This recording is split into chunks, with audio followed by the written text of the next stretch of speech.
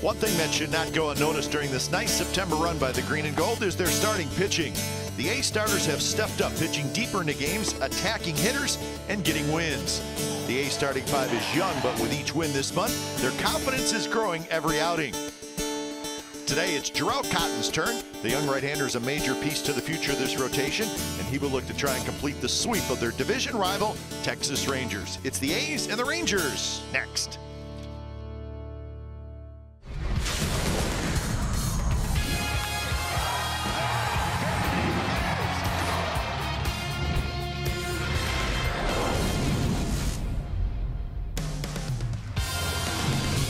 Beautiful day for baseball at the Coliseum. The A's have won 6 in a row. They are playing great to finish out this 2017 season, and they will send Jharel Cotton to the mound this afternoon. It's the Oakland A's and the Texas Rangers coming up on NBC Sports California, powered by Xfinity.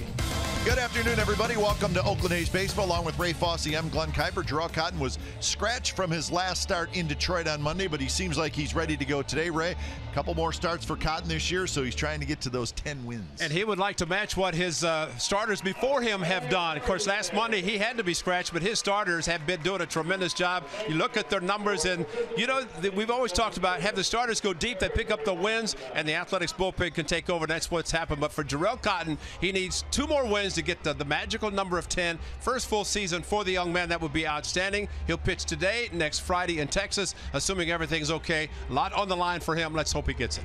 Home run number 40 last night for Chris Davis. He's got 82 home runs in the last 2 years, and man, he's fun to watch, isn't he? Various circumstances. He had not been really hitting a lot of home runs. We're going to show you a couple he hit against the Angels, and one of them in particular against a lefty. That's important. This was against a righty to right field. That's what he's been doing. Center field and right field. The one against a lefty, only the 4th of the season for him of 40, because last night was his 40th. That was a special milestone. Actually, the A's won the ball game by 1-0, but this opposite field home run gives him 40 for the first time in Oakland history to have back-to-back 40 home run seasons, and in franchise history. Not a bad guy to join in Double X, Jimmy Fox, to do that as well. All right, so Jharel Cotton for the A's. The Rangers will send the lefty Martin Perez to the mound. He's looking for his 13th win of the year, and the A's are looking for the 3-game sweep of the Rangers. A's playing great baseball. We'll have lineups and first pitch. A's and Rangers coming up from the Coliseum, so stick around.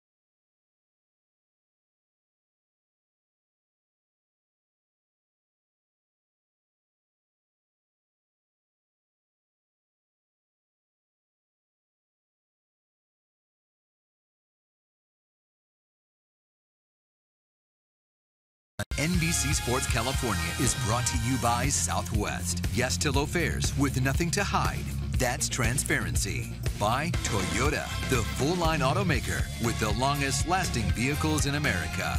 Toyota, let's go places. And by Jack in the Box. Come try the new $4.99 Smoky Jack Burger Combo with small fries and a small drink. Limited time only.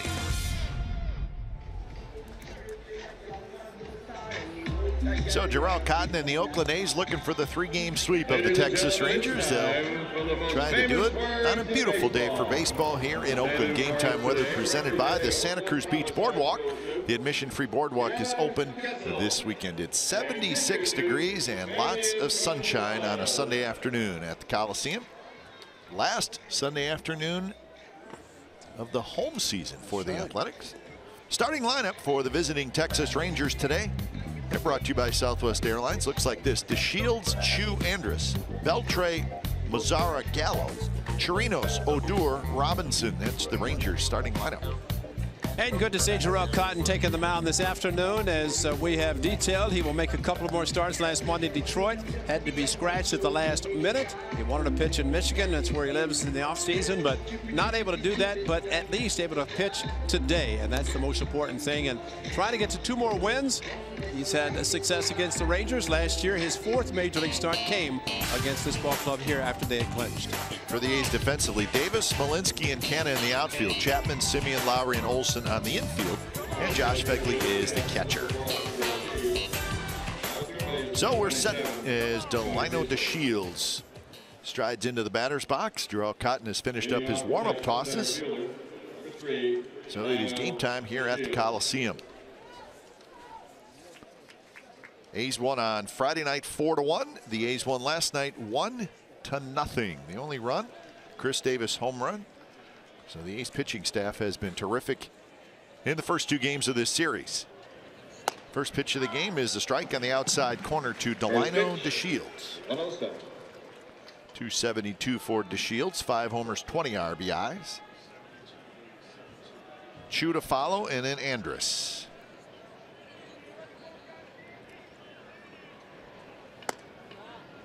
Umpires, Ray's good friend Tom Hallion calling balls and strikes. He is also the crew chief. Ripperger at first, Carapaz at second, Cuzzy at third.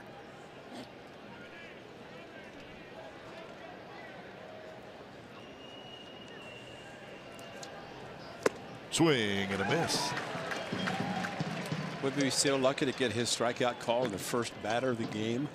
Oh, that would make our day for Tom Hallion. Good fastball, though, from Jarrell Cotton. Of course, his specialty pitch is his changeup. He may feature it right here. He's not afraid to throw it with 2 strikes, especially when he's ahead on the count. Fastball in. It's a little high to DeShields. A shutout last night was their 6th shutout of the year. Allowed just 1 run and 12 hits in the first 2 games of the series, has the A's pitching staff. Foul straight back. Maybe not where Cotton wanted it. Chris Davis with his 40th home run of the year last night. So back-to-back 40 home run seasons.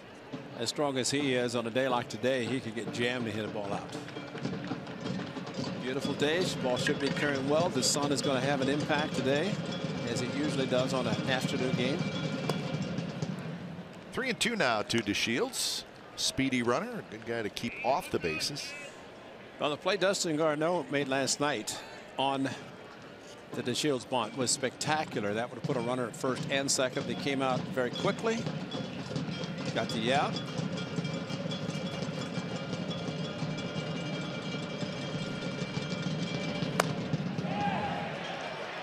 Strike 3 call.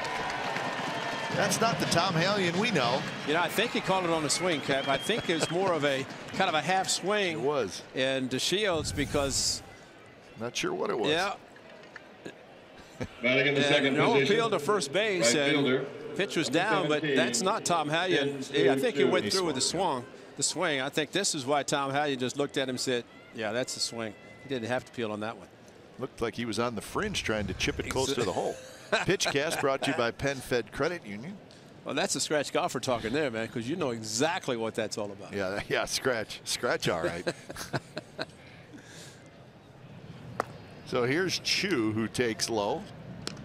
Shin-Soo Choo hitting .265, 21 home runs, 76 runs batted in. He's accounted for the Rangers' only run in this series, and that was a home run on Friday night. It's one of the only blemishes by Cotton pitching against the Rangers late August, a home run by Chu. The A's won that game easily. Like to score that many runs, 8-3. The A's won that game. They could score today like that against Martin Perez and the Rangers. Be a good day for the A's and Jharel Cotton. 3-0 now. Jharel Cotton has made a couple starts against the Rangers, and there are the numbers: a loss back in April and then a win in August. And both those starts right here at the Coliseum. There's a strike. Cotton has not lost a game since the 14th of August. That covers 5 starts. He's 3-0 with a couple of no decisions in those 5 starts. So doing his best to try to finish strong. On the ground toward Matt Olson. Olson trots to the bag, 2 away.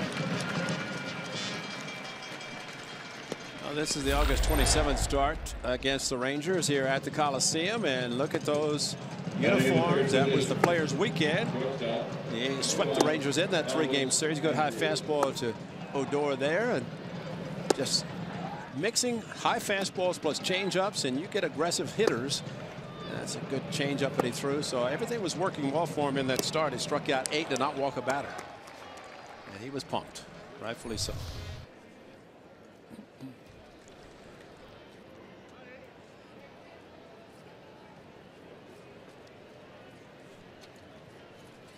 So with 2 outs, Elvis Andrus steps up.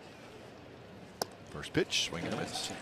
So here are the numbers in those last 5 starts. 3-0, 5.74 ERA. So the ERA a little high. A lot of that has to do with the September 8th start against the Astros. He gave up 7 earned runs in 5 innings. So that was the worst start of this 5-game stretch. Throw him another one. Back-to-back changeup, same swing, same pitch, and you get a swing like that, you're watching this swing. He's looking fastball and pulled the string beautifully.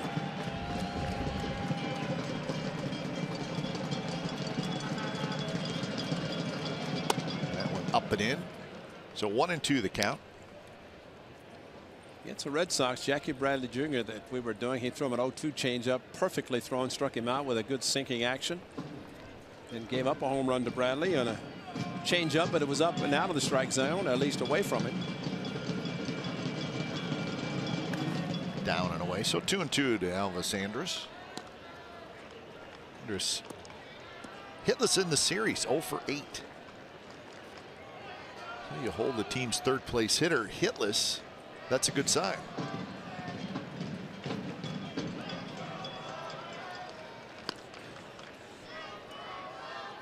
Sometimes, and just like the first 2 changeups were great pitches, then a fastball out of the strike zone, a waste pitch really, and then a curveball bad. Now back to 2-2.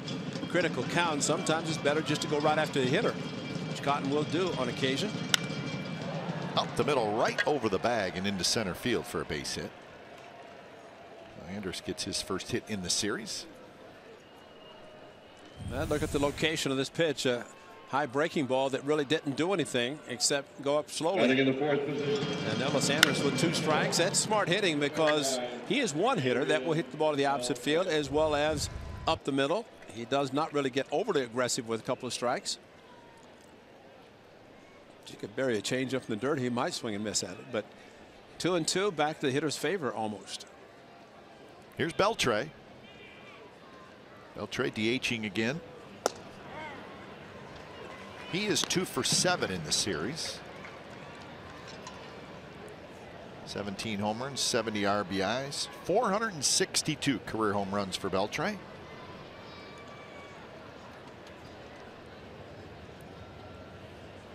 keep an eye on Andrus. He's a pretty good base stealer. He's got 24. That one's hit towards center field. Smolinski is there. He's got it. Side retired. So a hit and a runner left. Rangers do not score. Bottom of the first coming up.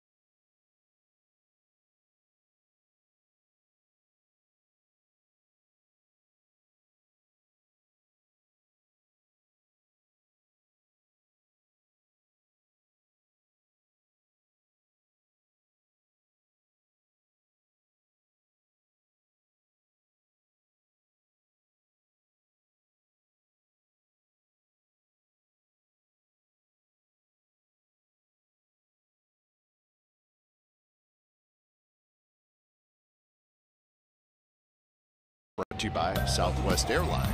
Simeon, Chapman, Lowry, Davis, Olsen, Healy, Canna, Fegley, Smolinski. So Matt Chapman slides up into the second spot today.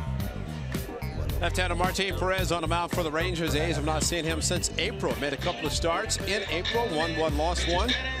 And that's been pretty much it. But he is a ground ball pitcher. Great changeup that he throws. Great sinker. And he will induce a lot of ground ball outs. He did it last year. Consistently this year. 8 and 11. 8 ground ball outs. 11 fly ball outs in the month of April. Mazara's in left to Shields in center. Chu in right for the outfield for the Rangers. Infield is Robinson, Andrus, Odor, and Gallo on the infield with Chirinos doing the catching. Delino to Shields manning center field again today as Marcus Semien steps up. Martin Perez facing the A's this afternoon.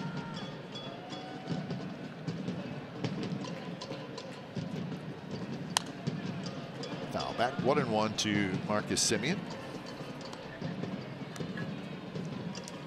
Marcus is 3 for 8 in the series.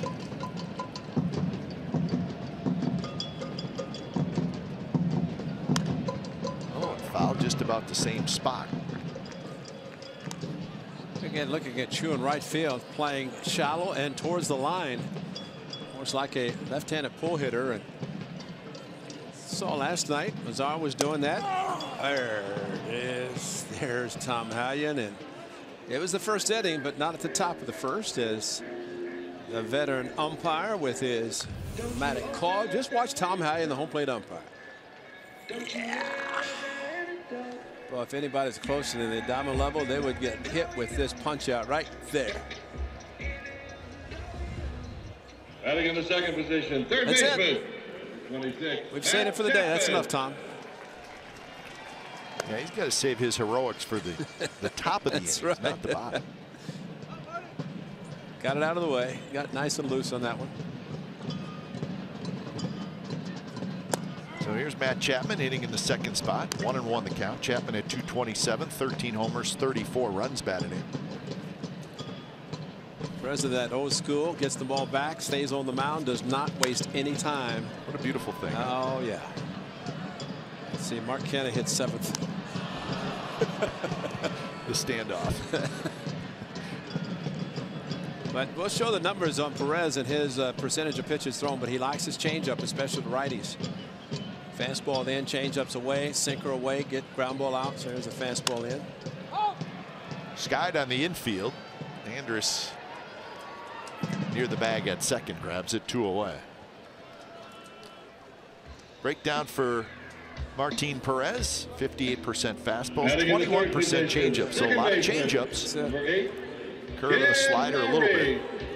He's It's the hard in, soft away approach, and he's very good at it. And already in this game, Torino's twice going inside with 2 strikes on the hitter. Strikeout and then a pop-up.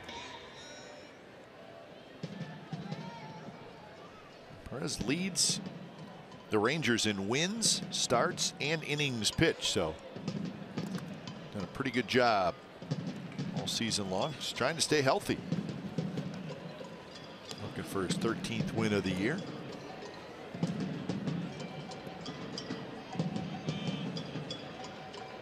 Want to know to Jed Lowry.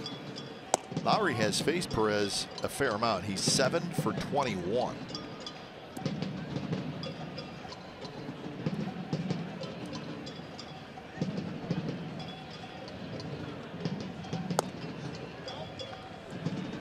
Perez has been pitching much better as of late. His first 21 starts, his ERA was 5.5, but in his last 9 starts, 7-1 with a very good 3.14 ERA. So he is finishing strong. Still just a young guy, only 26 years old, from Venezuela. I think he could have a pretty good career ahead of him yet.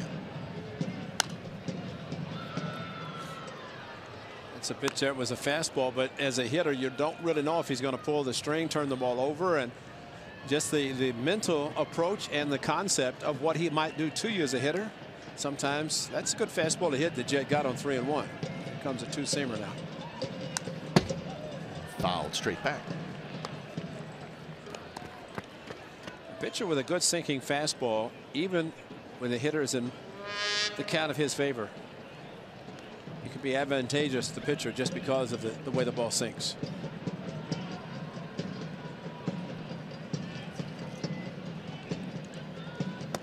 And that's up and away, and Lowry has a 2-out walk. So Chris Davis will get an at-bat here in the first inning. Batting in the 4th position, left fielder. Davis has good numbers against Perez, so this is a matchup to watch. 7 for 14 with a home run.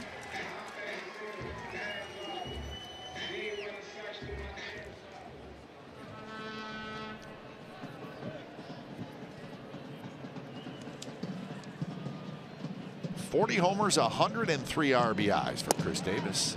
First pitch is a strike on the outside corner. Now, this was the extent of the scoring last night. Compliments of Chris Davis, number 40, right center field. First pitch from Miguel Gonzalez, and that was it. 1-0. Very rare that you'll get a 1-0 game any league, especially the American League. But KD, number 40, congratulations to him. Not too shabby after 42 last year. Aaron Judge has 48. He hit 2 today, so now he's got a shot at Mark McGwire's record. A very good shot. Just 1 away from the Major League record for home runs by a rookie in a season. Well, the 2 rookies probably to win the American League and National League Rookies of the Years. Bellinger hit his to break the National League record for most home runs as a rookie, and of course Aaron Judge 1 away from tying Mark McGwire.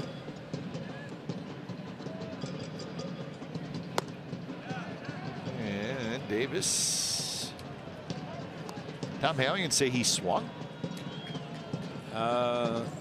Fool somebody. This actually, watch the loop of the bat. He may have.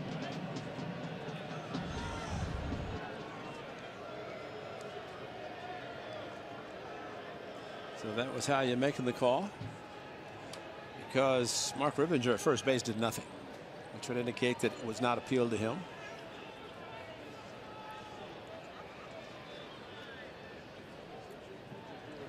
Two pitch is reached for, popped up. It'll be a play for Joey Gallo, and Gallo's not the greatest route. Wow. I mean, that, it's almost like he was taking a courtesy run because the ball was in the seats. And he drifted. You can't drift to the ball like that and then reach out. It's gonna, you're not going to catch it. He had enough time to get in front of the ball, to run around and point back towards the infield. So Exmo brought to you by Cache Creek Casino Resort. Well, Odor wasn't going to catch it because he's shifted over near second base. Wow. Maybe he thought he was playing in Arlington where he's going to be in the seats. A lot of foul territory here, and you got to run after, get under the ball. Chris Davis catches a little break in. He's got a shot. Last year, number 12 for KD on May the 18th, 2016. First year with the A's, first year of 42 home runs. That was number 12. And a whole bunch against the Rangers, as we have talked about. Salute started with Ron Washington coaching in third. So what will he get 3 into? Probably something other than a fastball. So Lowry goes, and the pitch is outside. He walked him. Back-to-back 2-out walks. It's amazing, Kai. 2 strikeout, 1 and 2, 1 and 2, and then 3 and 2, 3 and 2, and 2 walks. Nibbling, huh? Absolutely. And you know, with the changeup and sinking fastball to right-handers, you don't have to throw to the corner, because if you do, it's going to move off the plate, which those pitches to Jed Lowry and to Chris Davis did. Steve Buechele once again managing today, the bench coach, and we wish the best to Jeff Bannister and his family back at Arlington for a family situation. So here is Matt Olson. He's looking for an early clutch hit. First pitch is in the dirt. Rougned Odor, the second baseman, roving outfielder. He's deep in right field. Where he is, that's him right there. That's the second baseman. Yeah, that's about as far out as we've seen. Yeah, that's deep. And Matt Olson is not that slow. I mean, once the big body gets going, he can move. And he lines one. Coming in is Chu. Chu goes into a slide, and he makes the catch. Olson hit it right on the nose, but A's strand a pair. No score after 1 from the Coliseum.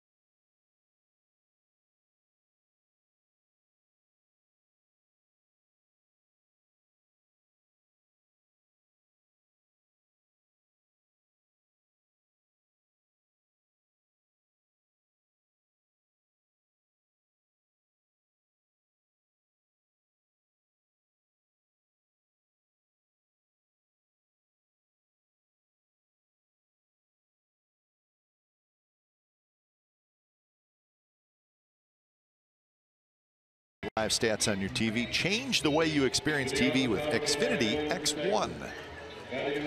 No score, second inning. The A's and the Rangers.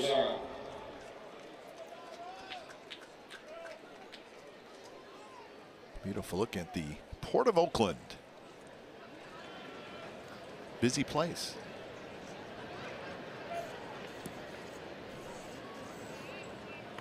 So here is Nomar Mazara. He'll be followed by Gallo and then Chirinos here in the second inning. Cotton gave up a 2-out single to Andrus in the first, nothing else. Facing Nomar Mazara, who is 1 for 8 in the series. Think about Cotton facing the Rangers with Martin Perez pitching as well as he is capable of pitching. It could be one of those games that is decided by a mistake. So pitching well, good defense will help your ball club. And Jarrell Cotton hoping for some run support.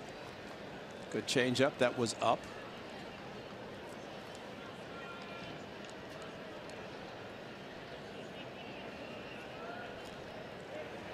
1-1 pitch, swing and a miss. Good fastball. Tailing away from Mazzara.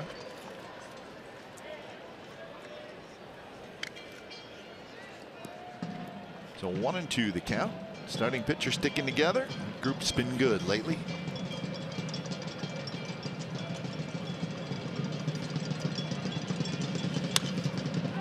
Olsen on the backhand. Cotton hustling over, and Cotton makes the play. Not an easy play for Jarrell Cotton as he had to reach for it. So for the first time, let's check in with Angela. Well, yesterday, in case you missed it, Bruce Maxwell became the first Major League Baseball player to take a knee during the national anthem, and he continued that today. I was in the clubhouse earlier, and it seemed like a lot of guys were walking on eggshells a little bit and hesitant, saying the right thing or not saying too much. Bob Melvin said Bruce couldn't have handled the communication leading into that better. Jed Lowry said that he supported Bruce's right to protest, and he thinks he did it the right way. Maxwell spoke to the team before the anthem and let everyone know what he was going to do, and he held an open forum for questions. I also spoke to Mark Canha, who put his hand on Bruce's shoulder in support of his teammate, and he said that he did a really good job of explaining where he was coming from and respected his passion for a cause so close to his heart, and he respects his right as an American to protest. On his public gesture, he spoke to Bruce and he let him know that he was going to do it beforehand. He didn't want his teammate to be alone in exercising his constitutional right. He also thought about taking a knee in the past, but decided not to. Mark said that it's a step in the right direction for what this is trying to accomplish. Guys, back up to you. All right, thanks, Angela. 1-1 the count to Joey Gallo. 1-2 is Joey Gallo. Great changeup. See the ball that off speed, but also moving away from the left-handed hitter. And last night we saw Joey Gallo get a steady diet of pitches away from him. Called out one time, and he wants the inner part of the plate to drive it.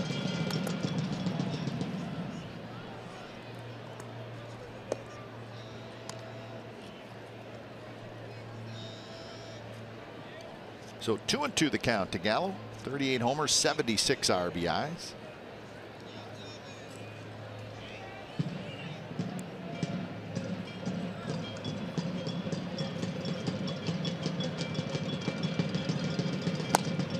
Close pitch, just missed.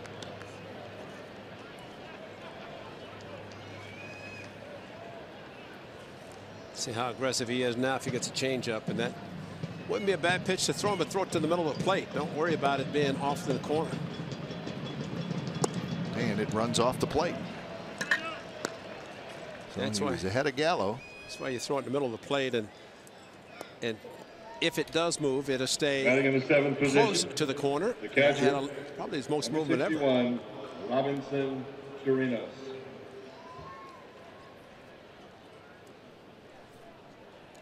So here's Chirinos, a one-out base runner for the Rangers. Rangers finishing up a 9-game road trip. They're 4-4 on the trip. And part of that was going to Seattle and sweeping a 3-game series from the Mariners. And shut down here. So trying to have a winning road trip. They will head home for the final week of the season. They will have 3 against the Astros and then 4 against the Athletics. Final road game of the year for the Rangers. They're 37-43 on the road. 76-78 overall, and 5 games behind the second wild card team. That's the Twins, who won again. So it's like the Twins are, well, they're a win or two from wrapping this whole thing up. And I say wrapping it up, the Twins meaning wrapping up the second wild card spot. They just demolished the Tigers this weekend. They beat them today 10-4. Canha into right center a little bit, and he makes the catch. You know, thinking of the Tigers and the announcement of Brad Ausmus not coming back, it's got to be tough. First of all, to manage, but how about as a player? you know, you're kind of playing out the string Batting in the 8th position for a manager who you know is not going to be back. And I never understood why. Yeah. And teams do it. It happens a fair amount. You can't wait 10 more days. Exactly. Do it the Monday after the season. That's when teams usually do it anyway. But to do it 7, 8, 9, 10 games before the end of the season and say the manager's not coming back, I always just found that a little strange. And I think it's just as hard on the players. Sure. Because, you know, I mean, in a sense, if you're a young team, which they have become because of, you know, we saw it when we were back there. But those players all of a sudden are playing for a manager that they know is not going to be in spring training. So in essence, if you're playing as a young player, you want to impress that man going into the offseason and spring training. But I don't know. I agree with you. I think it's just a little hard to understand to do it with that much baseball remaining. So 2-0 the count to Odor. Odor 0 for 5 in the series with 3 strikeouts. A lot more patient last night than he was on Friday night when he was swinging at a lot of pitches out of the strike zone. Takes that one low, and now it's 3-0.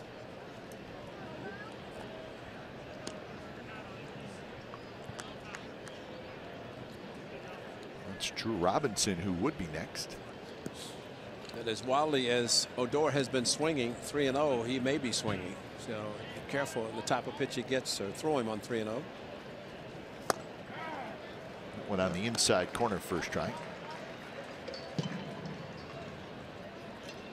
So 3-1 the count. Odor 30 homers, 74 RBIs. And 20 doubles and 3 triples.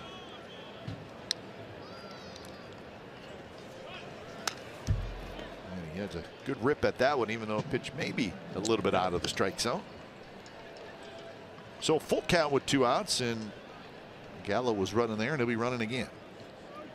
Pretty good speed for a big man. He's got the power and the speed.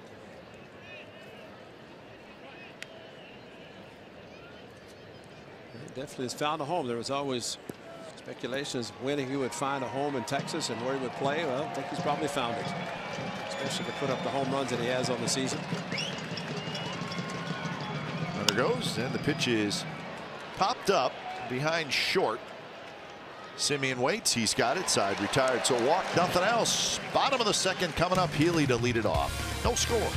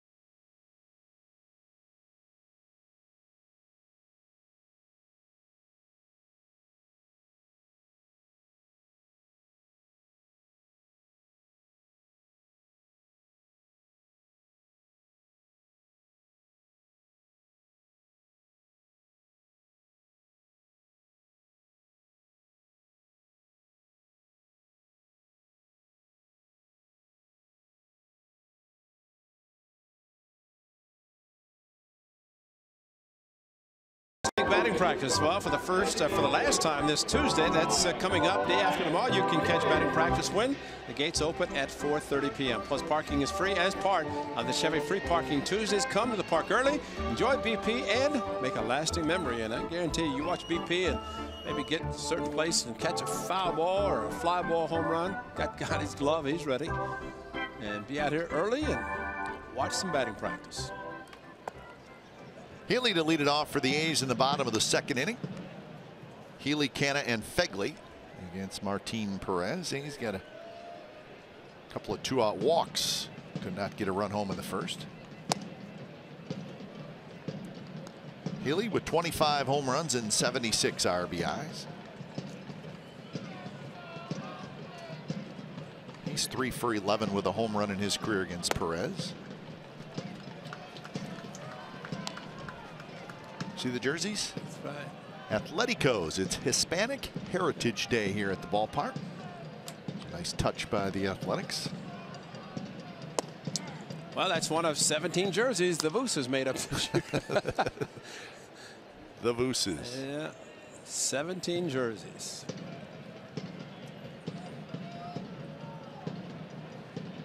Aldo with his on, number 14.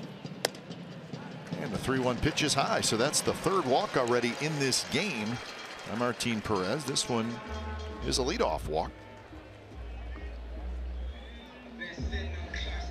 Batting in the seventh position, right fielder, number 20, Canna.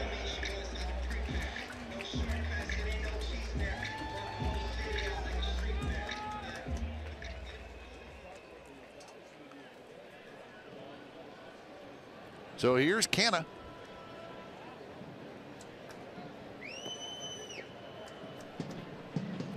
Canna in right field today.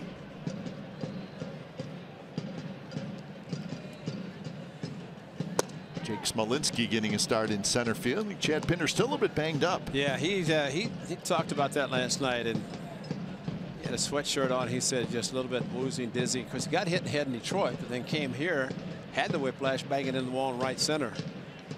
And well, we saw Exmo real time, didn't matter. His head really popped back like a serious whiplash, and he was feeling it. Watch the head from Chad Pinder going up in right center field. Beltray hit this ball. Just watch there as the head just hit and then came back. And that's so he was feeling it yesterday. Ron Shulman out with a skipper to ask how he's feeling and stayed in, but yesterday he was really feeling it. Grounded to second, right at Odor, Andrus, Gallo, and that's a 4-6-3 double play. So that's what we would like to call a tailor-made double play. And that's what he does his best, and that's usually In the eighth position, Martin Perez isn't pitch away from a ground ball double play, and Josh you hit him like that. Fegley. That's usually what it's going to be resulting. That's it. That's a lot. That is a lot. 31. You're right. And we saw the 50% ground ball ratio.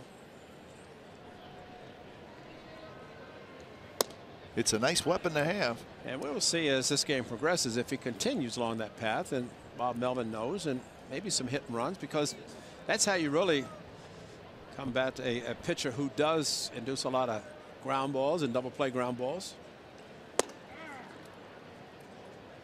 1-1 the count to Josh Fegley. Perez earlier this year had an accident in his hotel room in New York where he sliced his finger, and he had to go on the disabled list for that. He caught it in the hinge section of his hotel room door. His right thumb. Wow. The tip of his right thumb had a little fracture and a laceration. Sounds like it would hurt. Hurts me just hearing you say it. He throws left-handed, so what's the big deal? Come on, I'm going to wrap it up. That's true. Catch the ball. Let's go. Another walk. 4 walks for Perez. So the double play really helped him here in this inning.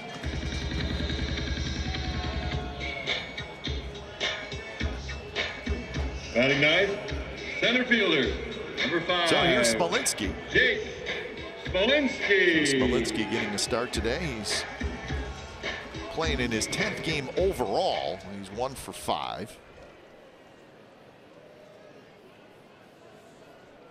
Probably feels good just to be out on the field. That's right. That one hit came in his first at bat. and it's gone down 250 points a pop. Happens fast. It does if you only have 5 ABs. It's good. Gets a chance to play against his former team. Says he's got a winnable job, so he's looking forward after missing 5 months to play some winter baseball. Shaved his mustache. He had a little bit of a thing growing, but it's amazing what guys will do. It's a good pitch right there by Perez.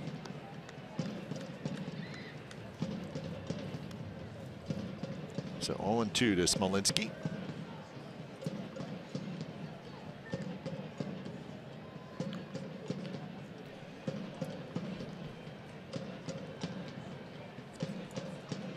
To pitch is roll foul. One running in on the hands of Smolinski. Was it me last night, Kai, with 38,000 on hand that didn't hear the drummers as much? No, well, it was you, but it was me as well. I'd love to see 38,000 in here again. I mean, they were for numerous reasons. That one's hit hard, knocked down by Robinson, and he goes after it, picks it up, but not enough time to get Smolinski. And Robinson got a pretty good glove on it. Could not field it cleanly, and it's going to be a hit for Smolinski. So for Jake, he's now 2 for 6, so his 200 batted average just went to 333. So he just jumped a whole bunch.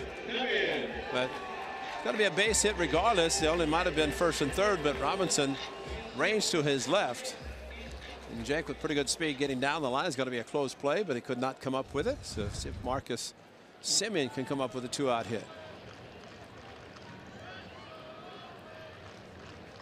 Marcus struck out in the first inning, the only strikeout so far for Perez. But again, the A's putting a couple of runners on. And now they need a 2-out hit. They did not get one in the first, trying to get one here. Well, you're right, to walk and double play in this inning, and then all of a sudden walk and infield hit.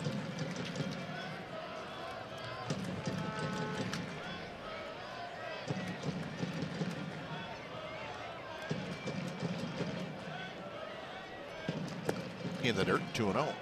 A's have won 6 in a row. That is a season high winning streak. I like it stretching it out a little bit, Ray. They won 13 out of their last 16. Think about that. That's pretty good. Really all started with the Astros sweep. That's right, absolutely. A 4-game sweep and just blowing them out. Big doubleheader on the Saturday, and they won all 4, scoring a bunch of runs, and especially late.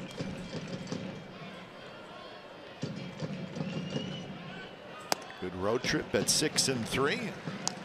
Month of September, the A's are 13-8. And check it out, tied for first in home runs, second in walks, second in extra base hits, second in slugging, fourth in run score. So it's been a very good month. So all good. Well, no one's happy about that. You know, 3-0, green light for Marcus Semien. well, it is a predictable pitch. The fastball on 3-0 has fouled it back. You know, you look at the A's, 8 games remaining counting today. They're at 83 losses, so they go 6-2. Or actually, even better than that, they avoid really 2-6. They can avoid getting to 90 losses. Marcus Semien thought he had ball 4, called the strike on the inside corner. That's a pitch he was called out on in the first inning. If it get it at the beginning of where the box starts, it's a strike. After that, no. And here comes a 2-seamer away or a changeup. I mean, this is where you're really tough thinking as a hitter what you might be getting. So the runners will go, and they do, and it's hit hard. One hop right to the shortstop. Andrus flips it across in time. Side retired. So the A's strand 2 more, and we're on to the 3rd. No score, A's and Rangers.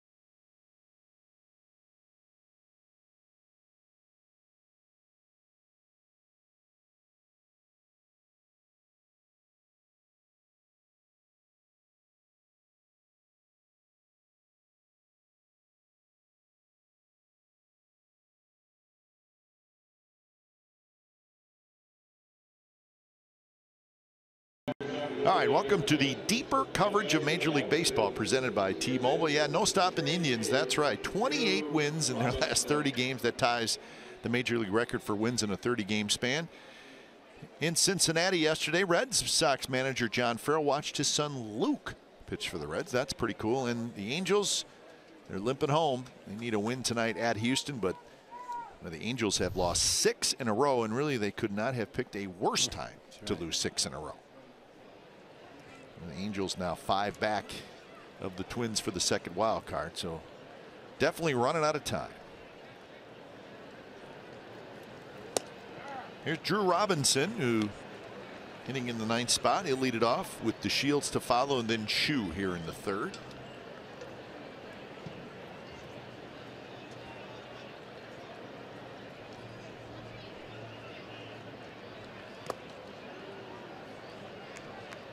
Robinson 207 with 4 home runs.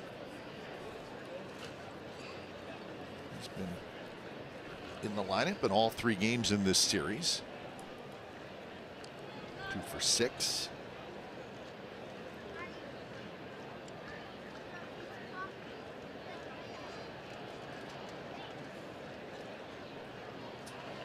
A little bit low. Now it's 2-1. Cotton has walked 1, struck out 1, given up 1 hit.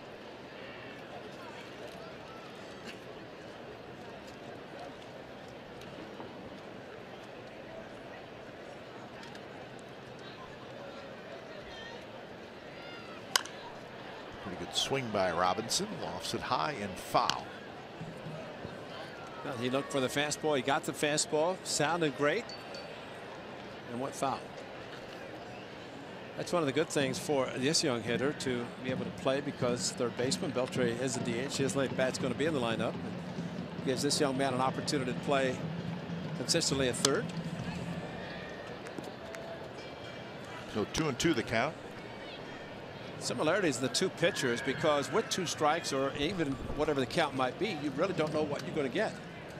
That's the ability of Jarrell Cotton to throw a changeup effectively, which makes a fastball in a fastball count as effective. There's a good changeup.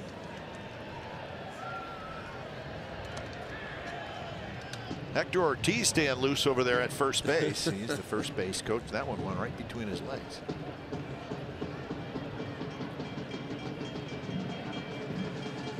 Hearing it from his own dugout.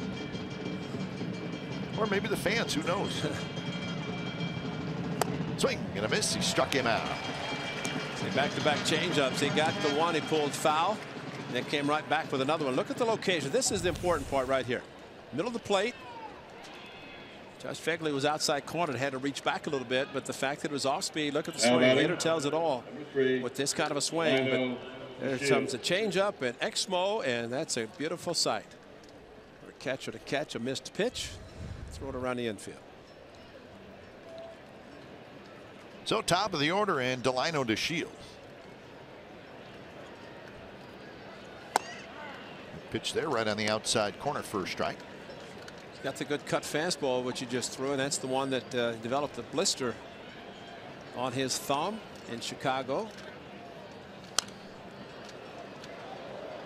So when you see the pitch from Cotton at 88, 89, maybe 90, that's the cut fastball?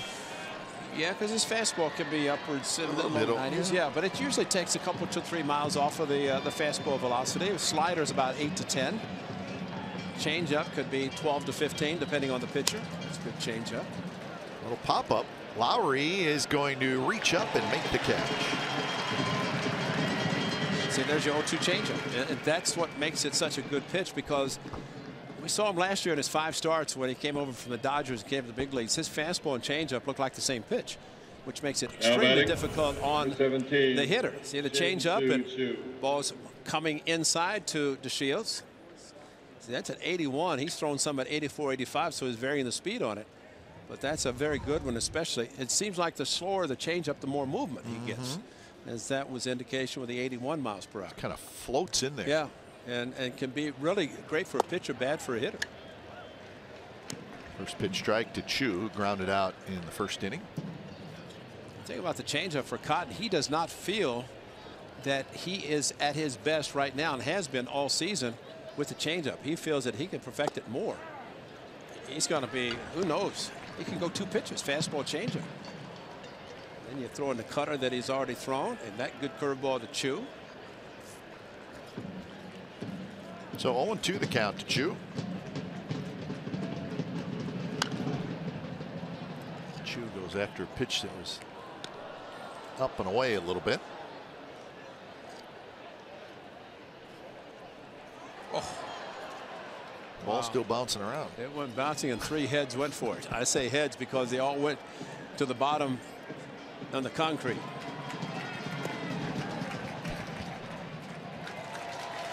So a young man got it. He beat a young lady to it, and then he gave it to the young lady, and that's what the cheering was for. So, you know, Chan, a gentleman in the audience. Chan, who's on the ground crew now, that's his area. I mean, he would have had that in a heartbeat. Yeah. And he was always nice to give them away. This one should be playable, although tough son. Davis makes the catch. Side retired. 3 up, 3 down inning for Jarrell Cotton. Bottom of the 3rd coming up. It'll be Chapman, Lowry, and Davis. No score.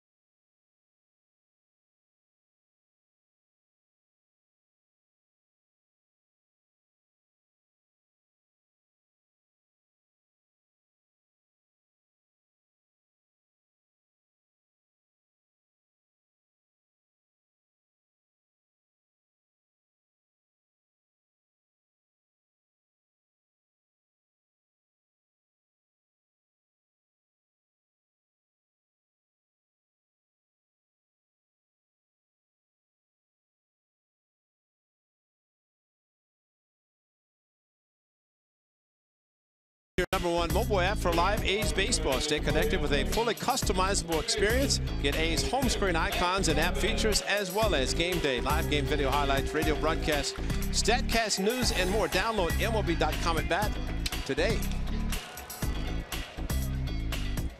So bottom of the 3rd, no score between the A's and the Rangers. Get out of the way. Coming in.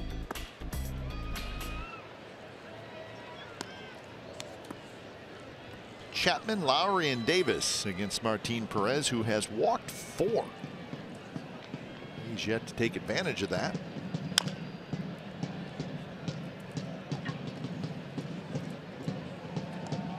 So these 2 teams will play 4 times next weekend. So this is the 15th meeting of the year, and the A's lead the season series 8-6 over Texas. Towards center, DeShields is there, and he's got it. But most of the damage has been done for the A's here. The A's are 7-1 against the Rangers at the Coliseum. So other way around, Arlington, where the Rangers second baseman, are 5-1 number against the 8. A's. A's will try to change that next weekend. What do we talk about? 27 hardest outs next to Fenway, right at the ballpark. And I was told, Kipe, that on Thursday at 1 o'clock. Groundbreaking? Groundbreaking Yeah. for the new stadium. I heard that too. So we can probably get in late Wednesday and head over there. Yeah, if you want to. I mean, we don't have to. I mean, it's up to you. I leave these big decisions to you. If you really want to go. I think I'll be on the bus with you at 3:30. Yeah, I'm going to probably not go. Yeah, I don't think so. Although I'm sure it's going to be a beautiful place. Yeah. And maybe we're a little envious that they're getting a new ballpark. Yeah, we could take a shovel and see what it feels like. One of those sweet silver shovels. That's right. Those aren't ever the real ones, are they? Just off for photo ops and the ribbon cutting. Yeah, I think they use bigger equipment when they really. But it is we are actually happy for the Rangers. They're gonna. Was it 2020? Does that sound right? When they're going to try to open up their new ballpark? 19, so 2 years starting November, and they'll work year round. Texas weather's okay. Andrus ranging far to his left, throws out Lowry for out number 2.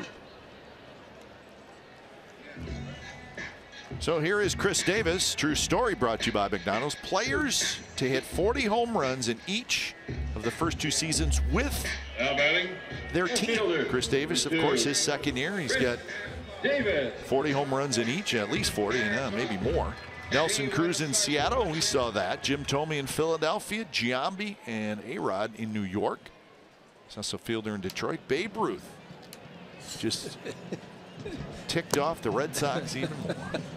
Went to the Yankees and did it in 1920 and 21. He is Captain Crush.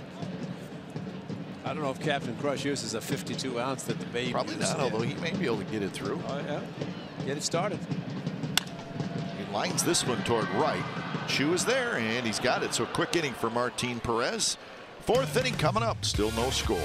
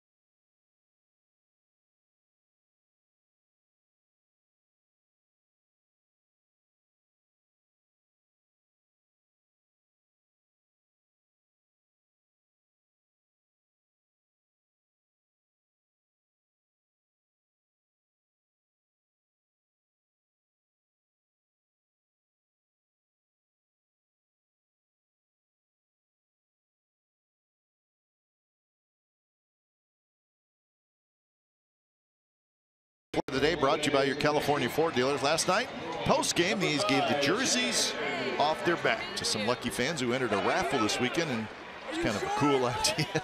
They signed it and literally into the dugout, took the jerseys off and handed them to the lucky fans who won the raffle. So indeed a nice gesture to the fans and Fan Appreciation Weekend. And the players weren't cold either. No. Put a jacket on, put a t-shirt on, something, you know. So top of the 4th inning, Andrus to lead it off, and he hits one right off the end of the bat. Little cue shot, rolls foul.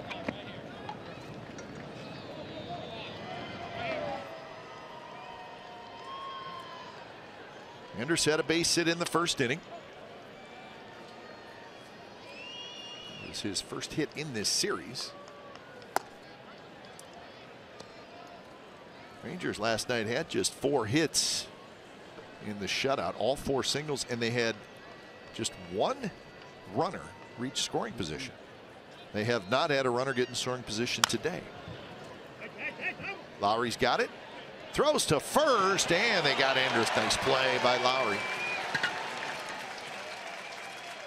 So a close play, but Andrus is retired. And with that, let's check in with Angela.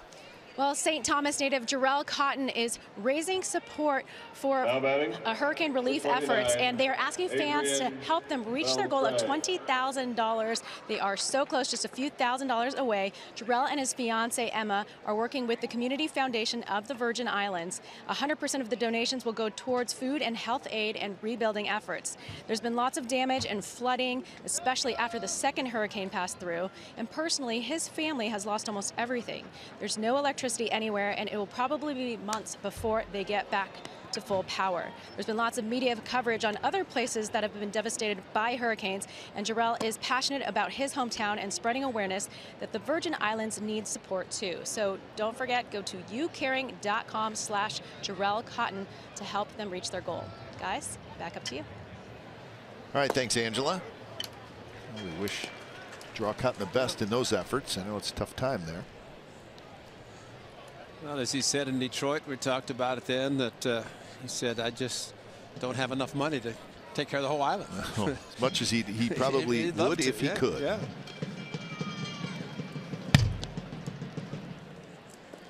Jed Lowry, the one thing that Jed does, we see him go across the back. This is similar, going across the back for double play. Watch this, gets a little extra on it there. And again, watch the stretch by the big man at first base. Matt Olson, he did it last night.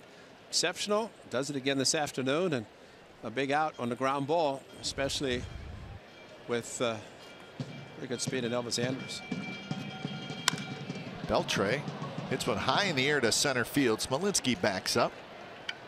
He's got plenty of room, and he makes the catch for 2 outs. So Beltre has hit a couple of fly balls to center field. Now batting, 7 in a row retired by Jarrell Cotton.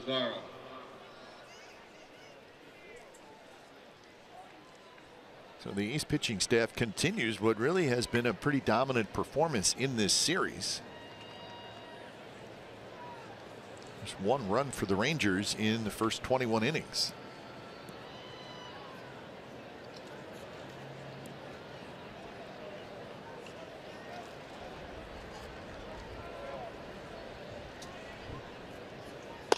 First pitch to Nomar Mazara is a strike on the outside corner. That 1 run was a true home run on Friday night. Opposite field home run, and that's it.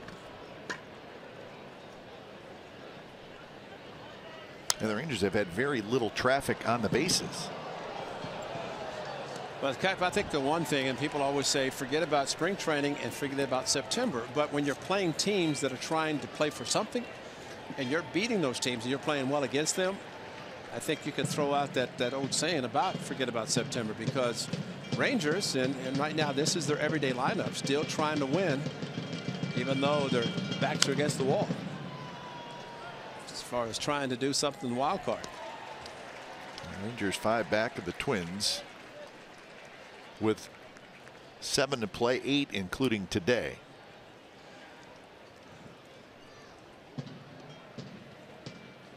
Oh, 0-2 to Mazara, who bounced out to Olson in the second inning.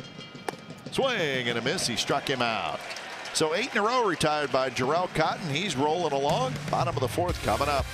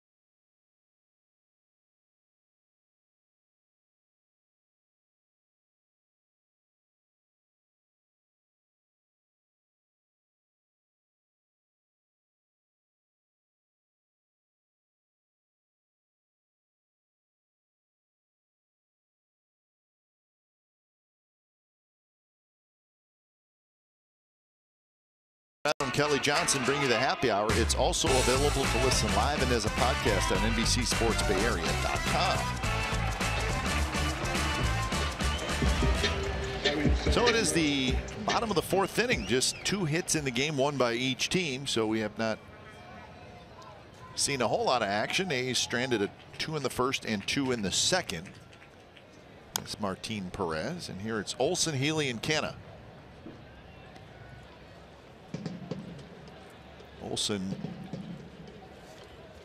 in the 1st inning came up with 2 on and 2 out. He hit a line drive right at Chu in right field. A big shift on for Olson.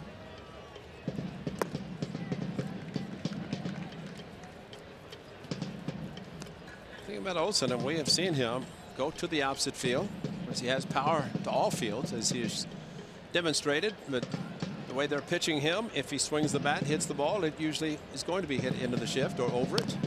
They're pounding him inside.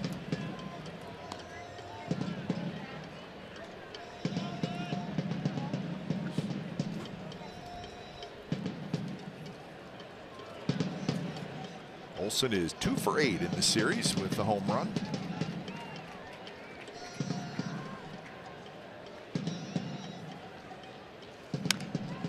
Went in there again. That's a pretty good pitch by Perez. So out number 1. Olson tried to dig it out of there, but it was right in on his hands pretty good. I mean, see Gallo in his stance, and same with Matt Olson with the hands out and brings them in. But see him trying to bring the hands even in farther to get the barrel of the bat on the ball, but could not do it. So you figure that pitchers are going to try, and as we've talked about, Cap, every scout, everybody's going to be watching videos and scouting reports and see what is the best way to get a guy out who's already hit 24 in his rookie season. Those are the adjustments that every hitter has to make, because pitchers will adjust against you as a hitter. Healy takes just a little bit outside.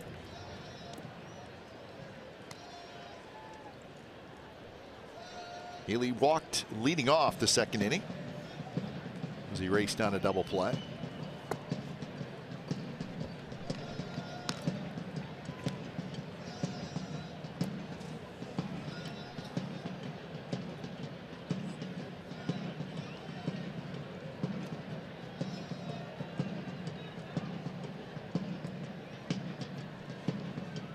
So 2-0 to Healy. And a good rip at a pitch that right on the outside corner. So actually a pretty good pitch by Perez. Just kept it away a little bit. That's a good swing. Pitch is away from him, and not taking the chance of going inside to Matt. Or to Ryan. Matt Healy. Matt Healy? Feels like there's been a Matt Healy. There's a lot of Matts a on this pro club. athlete named Matt Healy somewhere. On this team, there are 3 Matts: Joyce, Chapman, and Olson. And a couple of Davises before Rajay was traded, so a lot of confusion. That one up the middle, but Odor's playing there. Scoops, throws. So that's the 2nd out.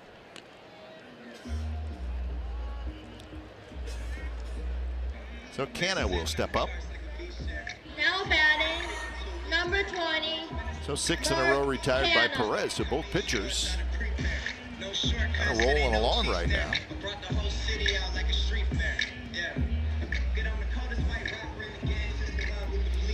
Canna hit into that 4-6-3 double play in the 2nd inning.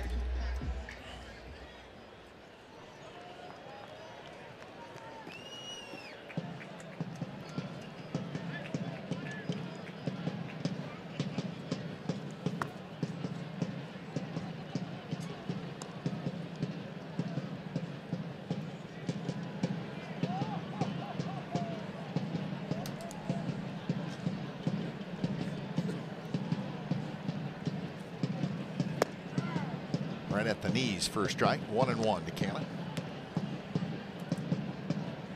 Maybe Marks Canna is good for somebody like Martin Perez, because you always want to slow down a pitcher who's working quickly. Well, he does that.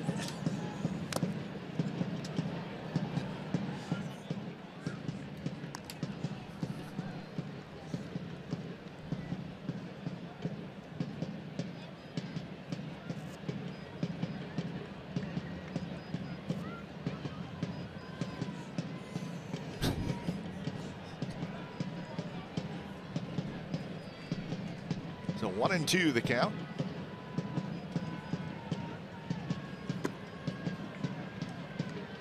Two and two.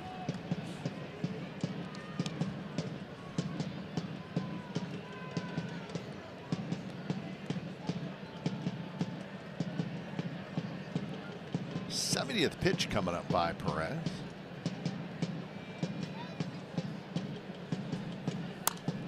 One sliced foul.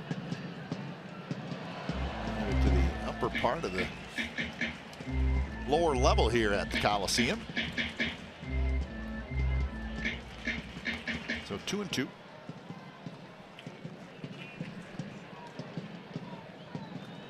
Four walks by Perez, but just one hit so far.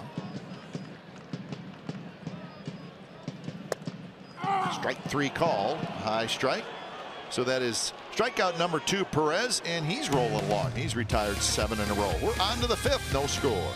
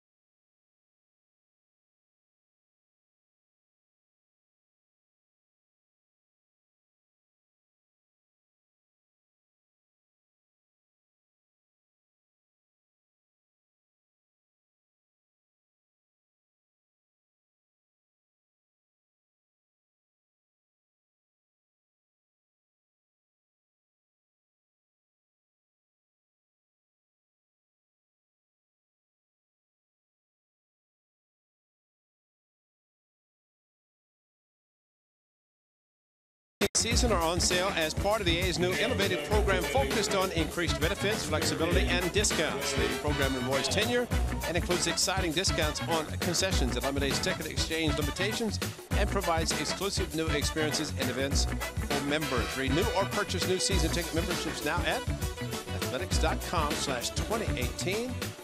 Always great to be a season ticket holder. A lot of special things. They've been really taking care of a lot of season ticket holders this weekend. Special interest in the goodie bag on the field today before the game. So a lot of good things happening for those members.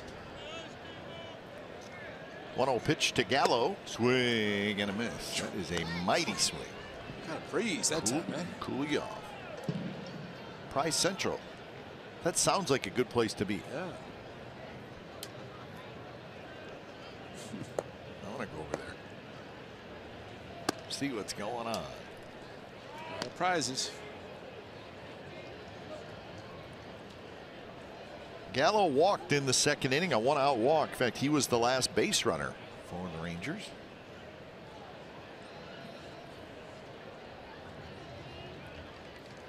Swing and a miss. The changeup at 78 miles an hour. Oh, I mean, that pitch is up a little bit, but the fact that it was thrown with the slower velocity. Watch the movement too. This is perfect. Watch it. It's there and then moves away from Gallo as he has a huge swing.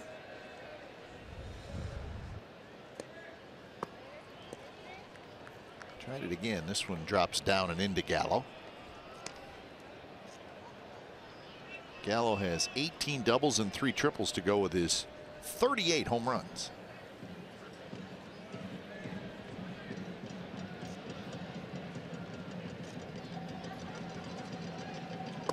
Oh. And he could not pull the trigger. Drops right in there. Strike 3 call. Well, he wanted to, but thought had no chance to hit it. That's the third one he had thrown, actually fourth, but third strike. And get him, Tom. We're going to see Tom Halyard in X mode. There's a check, and there's the pitch, and there's Tom Halyard. Even in X mode, he's fast. But just could not pull. That was one of the best ones he had thrown, and Tom Halyard with that patented strikeout call, third strike. So strikeout number 4 to go along with 1 walk for Jarrell Cotton. And here's Chirinos. Drops that one in there for a strike. His changeup's working perfectly now. You know, I still don't think hitters have said it cannot sit soft. Some can sit soft on a changeup, but when it's thrown like a fastball, that's what you normally get. The next 2 in a row, make it 3 in a row, counting the 1 to Gallo, and why mess around with it? Just keep going after it. Yeah, he shook off the fastball up, going back to changeup. Stay with it. Got him. Why not? And you know, that's perfect. And really, there's no reason to mess around. You go up. That's a waste pitch. Why not just go after it? Especially if it feels so good throwing the changeup. That's out of the strike zone, and that's 3 consecutive changes and to the 1 hitter.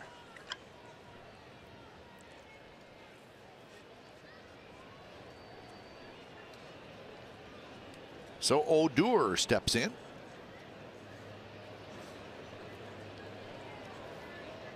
Odor popped out to the shortstop in the 2nd inning.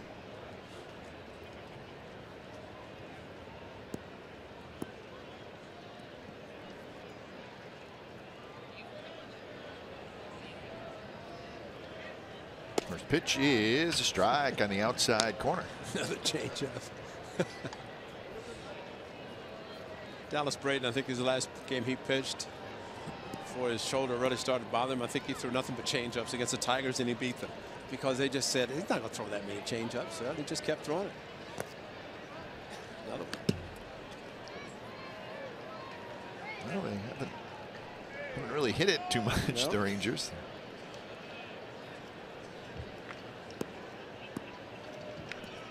One and one to Odor.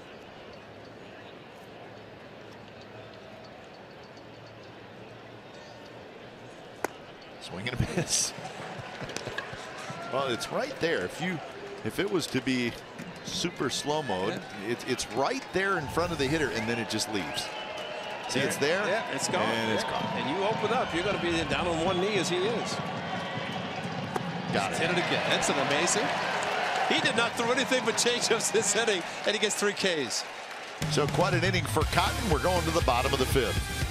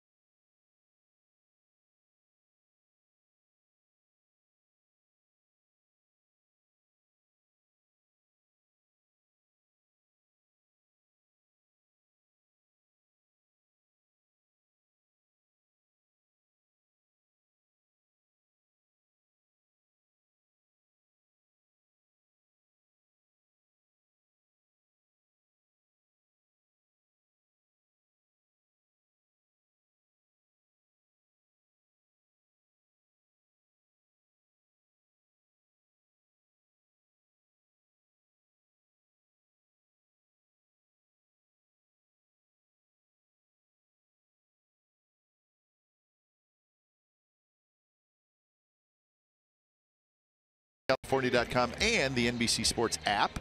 It's presented by your Northern California Honda dealers. No score, bottom of the 5th inning. Quiet offenses today.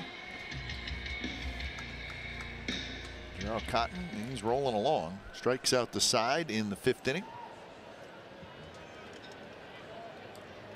Melvin coming over to check on him, though. Don't know if that means anything. He may be saying, hey, do you have anything besides a changeup? No need right now. No.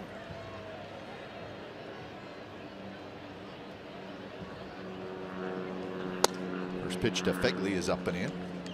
Well, with that talk of Melvin, you see bullpen activity, and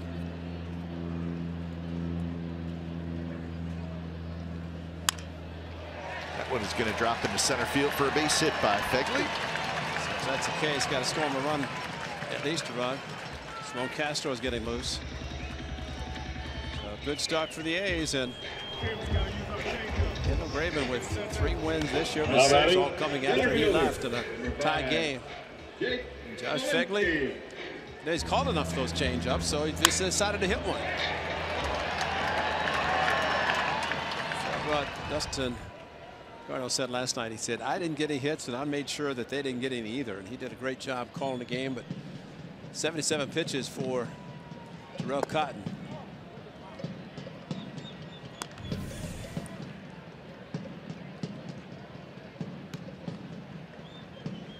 Well, could be one of the reasons there. So 1-0 the count to Jake Smolinski. Swing and a miss. Castro warming up for the A's.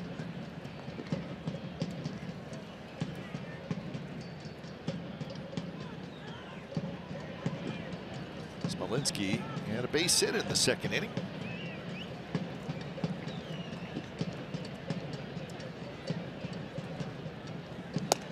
Right on the outside corner by Perez.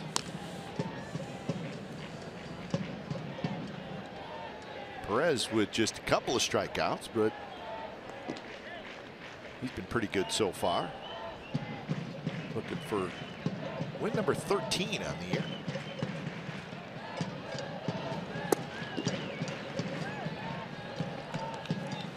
That's a good take, a pitch off the plate, obviously, but it's got to be frustrating. If there is something a little wrong with Terrell Cotton, that's got to be frustrating, though, especially the way he's pitching.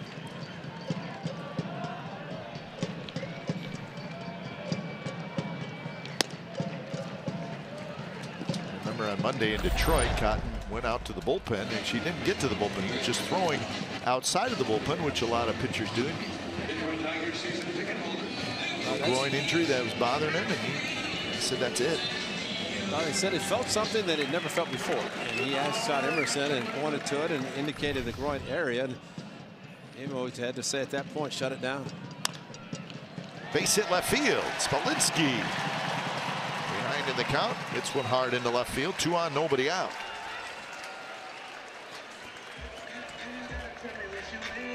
Yeah, Jake Smolinski a couple of hits today against his former team. Good to see him get to start in center and take a pitch inside and then hammer the similar pitch for a base hit in the left field.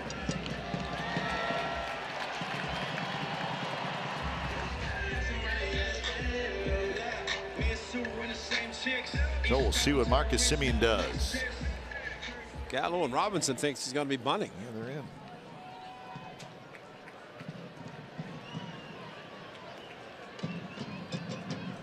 See if he does. Semien, a strikeout and a ground out so far.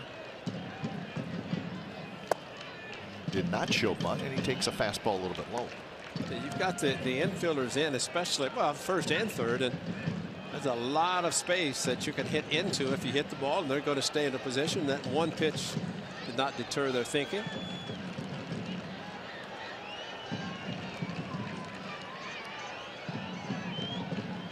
This time he bunt, and he pops it up, and Chirinos is going to grab it. It's almost like he's bunting for a base hit. A little bit, yeah. When you see that happening, I mean, granted, if he had bunted to third base on the ground, he would accomplish either himself getting a hit or moving the runners. But right at the last instant, Now that is third baseman, went up, 26. and Torino's had it Matt easily. Chapman. But I don't know, it just seems that if he was going to be bunting, he would have been turning around to sacrifice on the first pitch.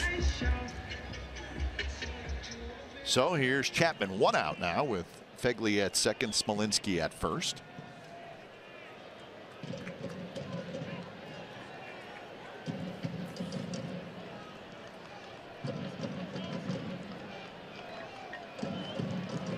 First pitch. Andrus under his glove into left center field, a base hit.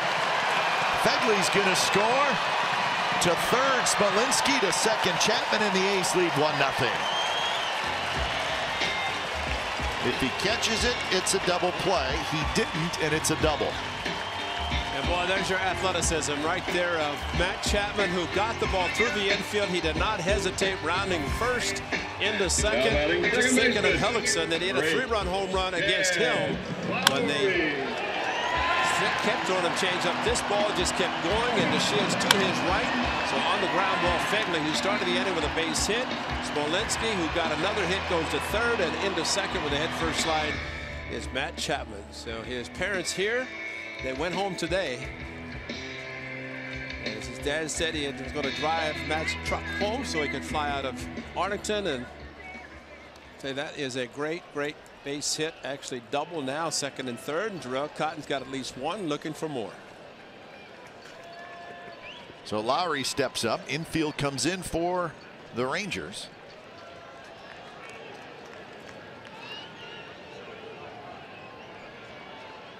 First pitch is a fastball low to Lowry. Lowry has walked and grounded to short. If you think about considering the way Jed Lowry, the season he has had, Matt Chapman being a rookie, had Semien successfully bunted, second and third, first base open, infield would have come in, that ball would have scored 2 because it was hit so hard past Andrus, who was playing back.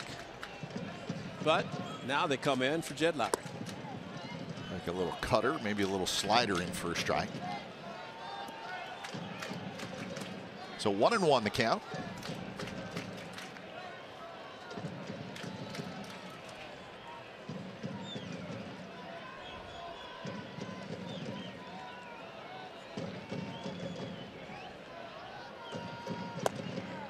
Another strike, 1-2.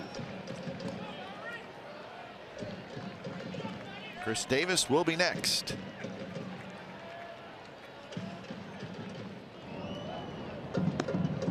RBI for Chapman, his 35th of the year, is now action.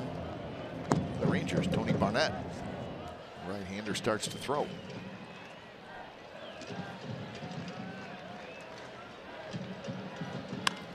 And that one is line to right, and that's a base hit. 1-run score. Chapman with a good read. He's coming home. He's going to score. 2-run signal for Lowry, and the A's lead at 3-0. Thing of beauty, man. Even better for him to get a double to set the record, but a 2-strike opposite field base hit by the veteran Jed Lowry. They tried to go in, a hanging curveball, and slapped it out to right field. And that is a great piece of hitting by Jed Lowry. Well, that's big, and if Darrell Cotton is finished for the day after 5 quality innings, especially the last 4 batters striking out on changeups. But you're right about Matt Chapman. He is so athletic and such a good student of the game. He could tell that the ball was going to drop in, and for Steve Scarsoni, a third, coaching to send in, and that's a big extra run thanks to Jed Lowry that the A's were able to get. So Lowry picks up RBIs 66 and 67. Steve Scarsoni, third base coach, tells the runners every time, look and see where the outfielders are playing, how deep they are, arm strength, so you can prepare yourself on the base paths to be able to run, and let him be your eyes. And that's all every third base coach wants, is to just be there to do the directing. Davis takes a fastball a little bit outside. Davis a walk and a line drive to right field, so 0 for 1. 1 for 7 in the series with the home run last night.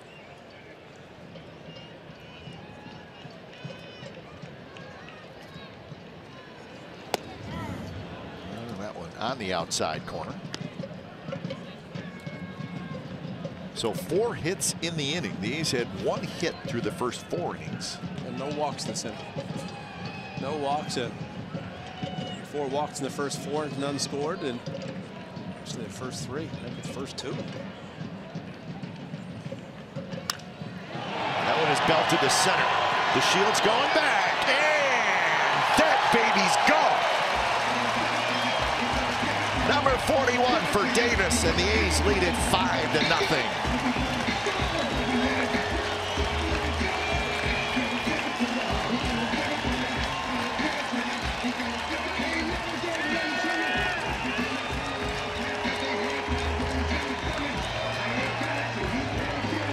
It's Texas Rangers in town, and Chris Davis is hitting. Captain Crush just hit number 41.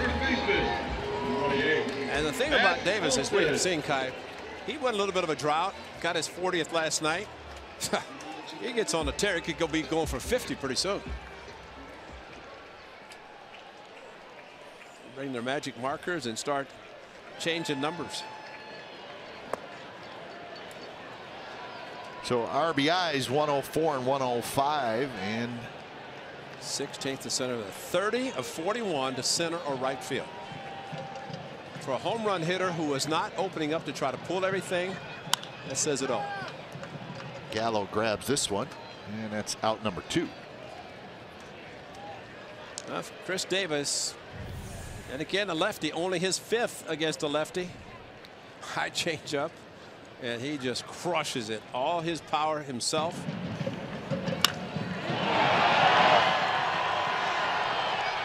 So we are going to have a pitching change. Well, Martin Perez is done for the afternoon. He was good for 4. Things fall apart here in the 5th. The A's have scored 5 times. When it's time for change, think Speedy Oil Change and Auto Service. It's your trusted oil change, tune-up, and repair experts.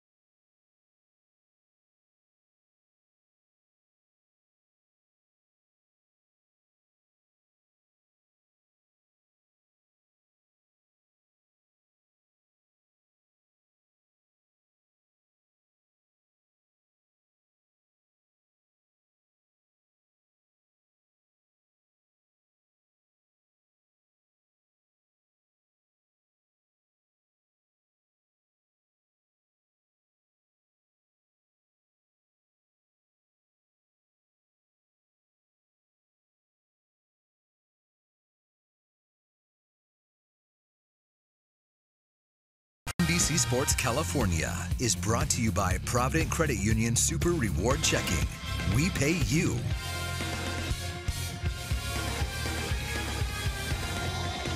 So 5-0. The A's have dropped a 5 spot here in the 5th inning. So Perez is out. There's 92 pitches. Things fell apart on him here in the 5th. So the new pitcher is Tony Barnett. 2 outs here in the 5th as he faces Ryan Healy. So 49th appearance.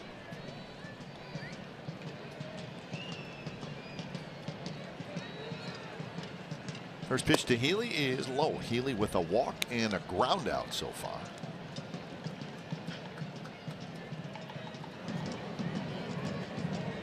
Castro back up, and he's just getting himself a little bit loose. He was up earlier in this inning, so it looks like he is coming in. It's almost like the A's offense saw Melvin go to Jarrell Cotton, put his hands on the shoulders and say 5's enough, and it's like, okay, let's score him some runs, make him the pitcher of record, which he is. Swinging and a miss. So 1-2, although we don't like him grabbing his elbow. Well, whatever, if something's hurting, I hope in 5 days he's okay. 1-2 to Healy. Got him swinging. So Ryan Healy a little anxious in this series. So that will do it for the A's, but they do big damage. 5 runs for the Athletics, including Chris Davis and home run number 41. Chapman had a big RBI double. Lowry with a 2-run single. So good inning for the A's. They lead 5-0.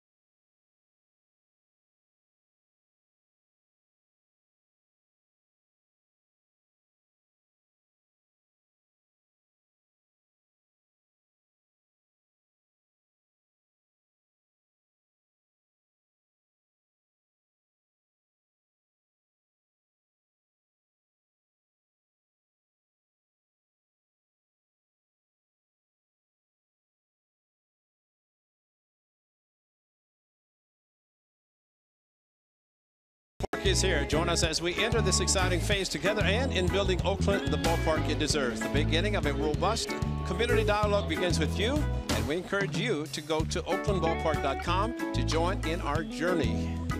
Can't emphasize enough about how important you are in this new ballpark. There's Davis, home run number 41, 6th this year against the Rangers.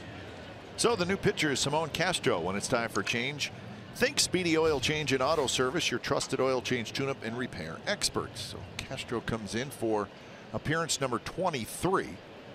Jarrell Cotton, 5 very good innings. So the A's will need 4 innings of work out of the bullpen. Just 1 hit, 1 walk, and 6 strikeouts for Jarrell Cotton. 77 pitches and a chance for his 9th win. Facing Robinson, DeShields, and Chu here in the top of the 6th inning.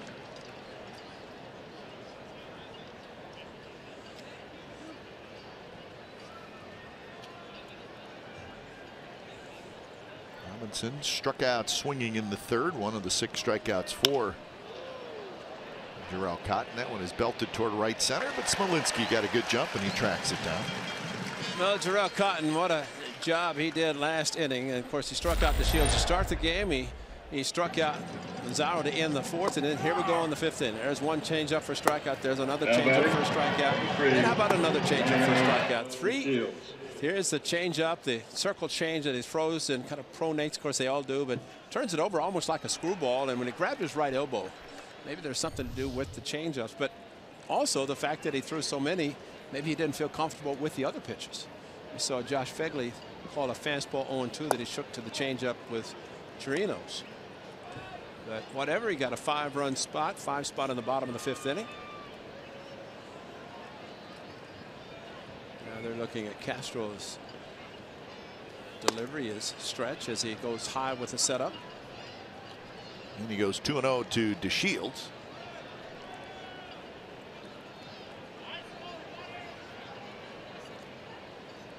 DeShields has struck out and popped to second. Hits that one hard past Semien into center field. So for the Rangers, that's their first hit since the first inning. That's right. Now batting, number 17. And similar fastball to Elvis Andrus hit back in the first inning.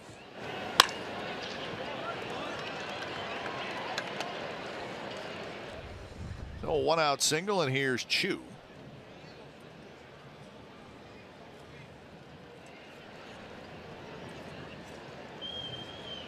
Chu has grounded out and hit a fly ball to left field.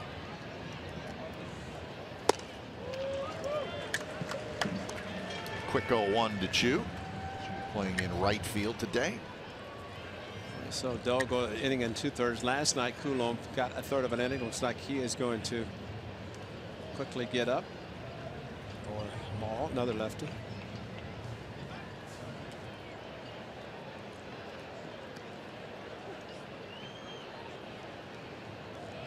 Bob Melvin did a great job last night using the bullpen. Dell, Coulomb, Hatcher, and Trinan, 4 innings. And that is Coulomb getting loose again. One batter last night got Joey Gallo. And he may be getting ready for Mazzara in this inning if he comes up.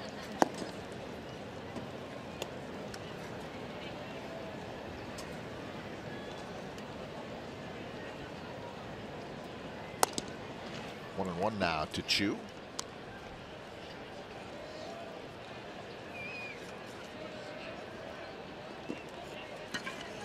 $18,601 is your attendance today. Final home Sunday of this 2017 season.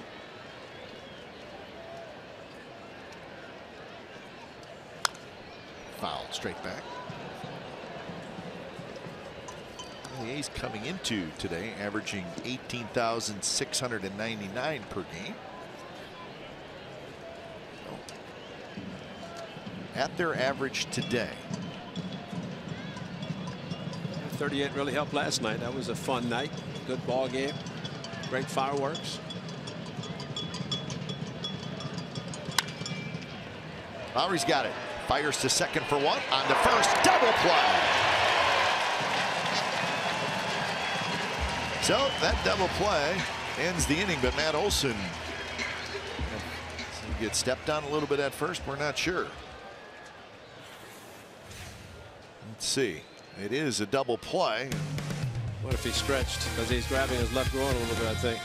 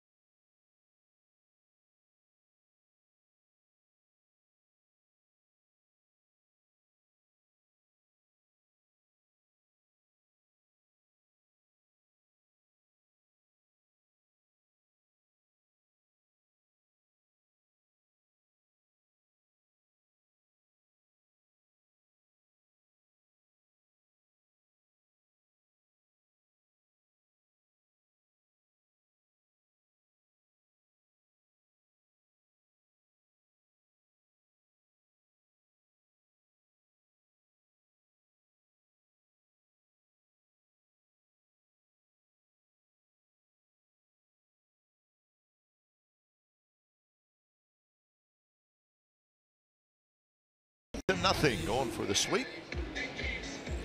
And Olsen got stretched out pretty good. Yeah, that's the second time today, and grabbed his hamstring. And then it kind of twisted a little bit. Maybe the twist right at the end that grabbed him a little bit with the hamstring.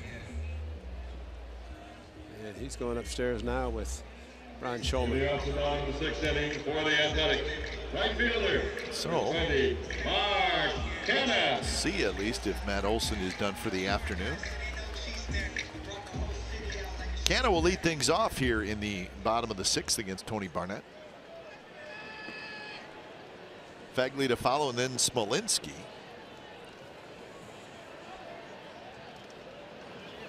Swing and a miss.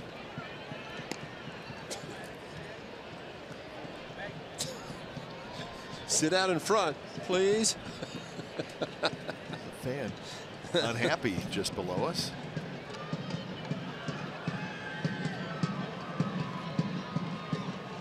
She said, please, after the fact.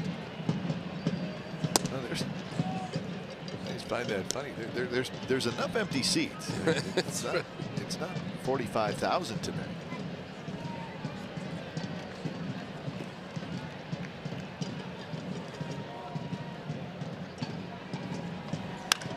Canna lines one to left, and that's a base hit, and it scoots past Mazzaro all the way to the wall. Canna is going to round second, and he'll stop there. So we'll see what the ruling is, but very poorly played by Nomar Mazzara. So let's check in with Angela. Well, it's such a beautiful day for baseball. I had to come out to the stands, and I'm joined with Tyrone and his grandson Alex here, who are lifelong A's fans. And Tyrone, you were telling me you've been coming to the Coliseum since 1968. Used to sneak in over there when they used to have it set up a little differently. And I got to tell you, I've been to all the World Series, I've been to playoffs, and this year it's completely different. It feels different. The fans feel different. The atmosphere feels different. We feel like we're rebuilding right now, and good things are going to happen for us. And I'm happy to be experiencing it with my grandson and my baseball buddy, Alex. And what do you think about the A's commitment to Oakland? I think it's wonderful. I'm glad it's less talk and finally more action. Someone actually stepped up and said, this is what we're going to do. And I'm emotionally happy about it. Emotionally happy about it. I can tell. The atmosphere is great out here. Alex, what was it like going on the field? It was really cool. I got 3 autographs today, and I got another baseball. And who's your favorite A's player? Chris Davis, because he makes a lot of home runs. He did crush it. 445 feet was his 41st homer. Quite amazing. You actually have something quite amazing here, too. I do. I have a glove from 1941, Rawlings Claw. Actually, it was in the Negro League. It's a beautiful glove. Just had it redone, and I'm ready to catch some balls. Haven't got one yet today, but it's coming. Well, on that note, I hope you catch a foul ball, and thank you so much. Thank you so much. Guys, back to you in the booth. That's a good-looking glove right there. 41. Like that. Lefty first baseman's glove. Look at that. That's awesome. That's a good pocket, too. It's a small glove to a first baseman's mitt, though. Today, you could add about another 6 inches to it. Outfielders for sure. And that one is ripped toward the left field corner, and that's going to get down. Canna will score easily. Fegley with the double, 6-0. The A's lead. How about another hitter swinging 3-0? I like it. Josh Fegley likes it. So a couple of hits and a walk for Josh Fegley, and that fastball inside corner, 93, hammered down the left field line. And Josh Fegley, as his good friend Stephen Vogt said, he hits lefties as well as anybody. He started against the lefty Perez, started the 5-run inning with a base hit, brings in a run with a ringing double to left field. So here is Smolinski. How about the 8 and 9 hitters for the A's? Fegley, Smolinski, 4 for 4. 3 singles, a double, a walk, 2 runs scored. Your favorite part of the lineup. I'm telling you. Chu is going to run out of room.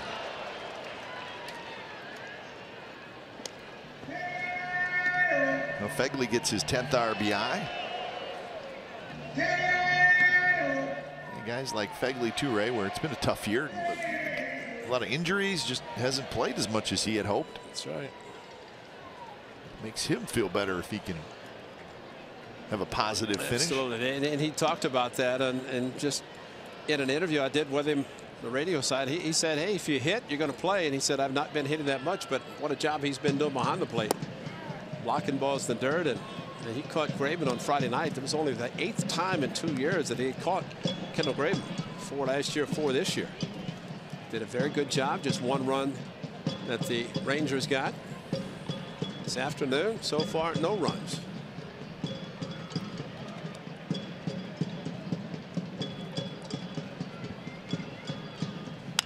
That one grounded to third, backhanded. Robinson throws across, throws wide, and Gallo. Wow. Comes off the bag and puts the tag on Smolinski. Yeah, that's a great play by Gallo.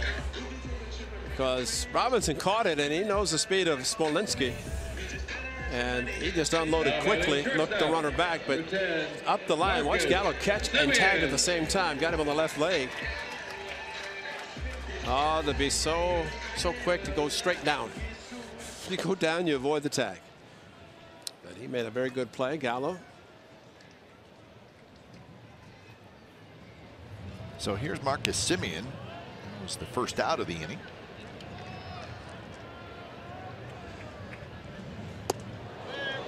Looked like a breaking ball that came out of the hand of Barnett and didn't really break a whole lot.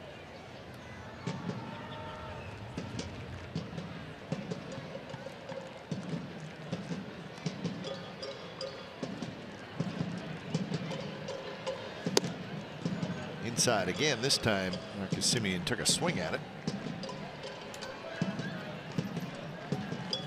Indians leading the Mariners 3-2 in the 7th inning up in Seattle. Are they any good? Indians are not bad. Looking for their 98th win of the year.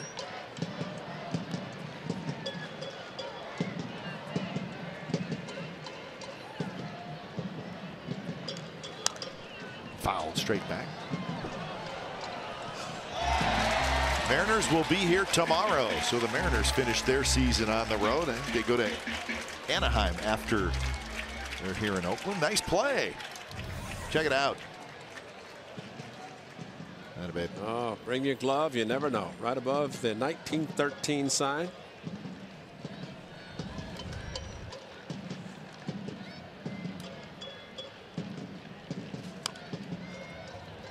I always love the post foul ball catch smile. The reaction. You're right. The best. Yeah. They're proud. I mean, catch a ball. I will watch the Cardinals play as much as I could. I never got a foul ball. I would have loved to have gotten a foul ball. Just one. Man. Yeah. Put it in the pocket and look for another one. And just think, when you come out and watch BP on Tuesday night, 4:30 gates open, you got a chance to get one of those. You go on left field, right field. Oh, you'll get a bunch. there'd be a bunch hit. Oh, there they are. Yeah.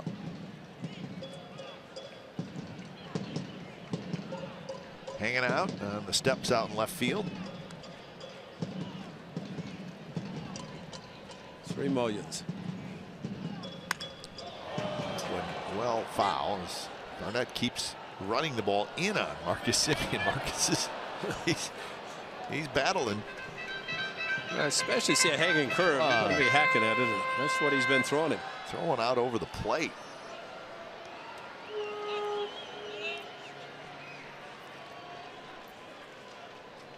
A run in on the Fegley double to make it 6-0 here in the bottom of the 6th.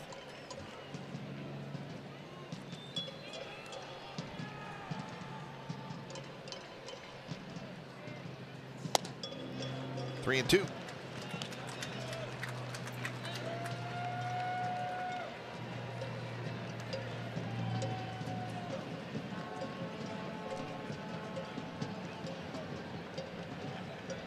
Barnett on in relief of Perez.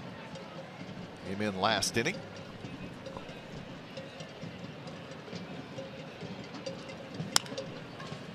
More action for Robinson. Robinson throws in time. So that's the second out here in the bottom of the 6th inning.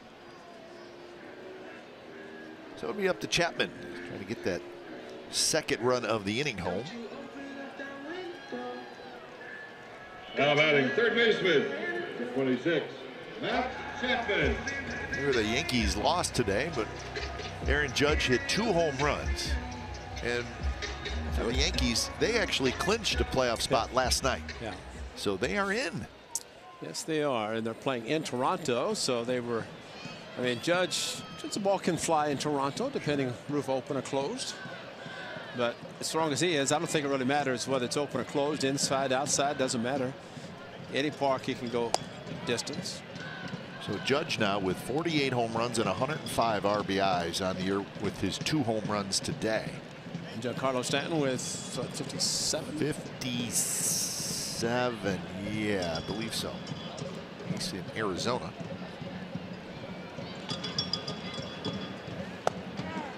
Curve for a strike. So the Red Sox and Yankees are in. Least they can do is be a wild card winner. So that's your 2 of your teams that are in. And you also have, of course, the Indians and Houston. You just wait to see who that last wild card team is going to be, and it certainly looks like it's going to be the Twins. So the American League is pretty well set. National League has Washington and Los Angeles are in. Cubs are very close to being in. Arizona is going to get in as a wild card, and Colorado, Milwaukee, St. Louis fighting for that last wild card. It's an interesting last week for 3 teams for sure. And the Brewers lost today 5-0 to Chicago, and the Cardinals lost again. So this could be a good day for the Rockies. Blocked nicely by Chirinos. The Rockies are winning 4-2 in San Diego, so they could pick up a game on both Milwaukee and St. Louis. So it's a big day for the Rockies. They could have a 2-game lead going into the final week. So see how this day finishes for them. The Cubs, with their win today over Milwaukee, they now have a 5.5 game lead. So they're about as close as you can get to clinching that division. 3-2 to Chapman.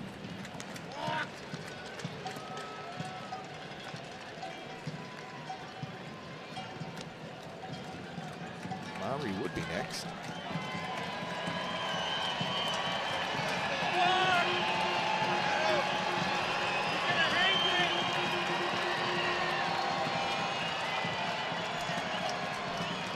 Payoff pitch to Chapman, and he had a good rip. He fouls it just to our left. And that was a little bit of a hanger. Got under it just a little bit, and you have to think he hits this hanger. It's going to go forever, but just a little bit towards the end of the bat. Unfortunately, out of play. Chapman had an RBI double and scored a run. That was in the 5th inning when the A's scored 5. This one is drilled toward left field. Mazara's back, and it's over his head. Bangs off the wall.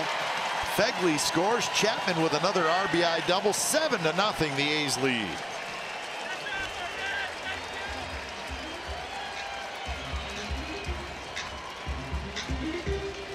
Well, they just missed the previous pitch, did not miss the next one, and Mazara in the left field. An error after a base hit, but that run scored, so they're going to be earned anyway. But bottom line, here's another breaking ball, just floats up there, and Matt Chapman this time got a good part of the bat on the ball, and another ringing double. He is so strong. Hustles knowing that the ball is not out, so he's going for 2, gets in easily. And Mazara just no chance. So that knocks Barnett out. When it's time for change, think Speedy Oil Change and Auto Service, your trusted oil change tune-up and repair experts.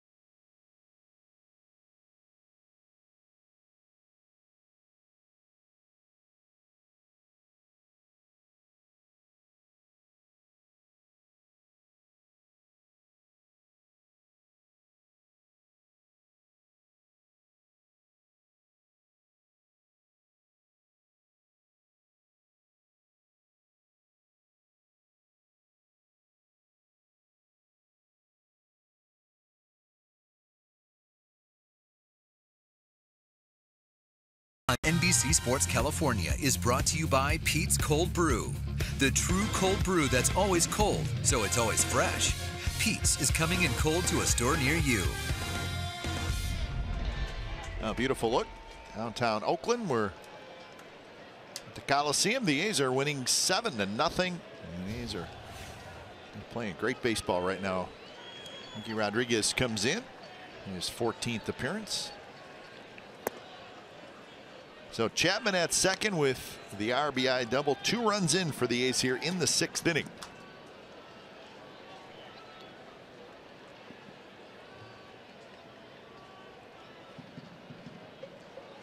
Lowry with a walk, a ground out, and then he had a big 2-run single in the 5th inning. That made it 3-0. Davis followed up with a 2-run homer to make it 5-0. And we hope Jarrell Cotton is okay. He's got a big lead. He's qualified for the win, which is good. But I think to your point, well taken about hope that he's okay so he can possibly make the next start and try to get to double figures in wins. So 2-0 to Lowry. That may be something seen by the A's staff, somebody, because Bob Melvin immediately went to him after he pitched so well, striking out the last 4. Hit hard but right at Odor. Side retired. 2 runs on 3 hits for the A's. We are headed to the 7th inning from the Coliseum. 7-0 A's lead.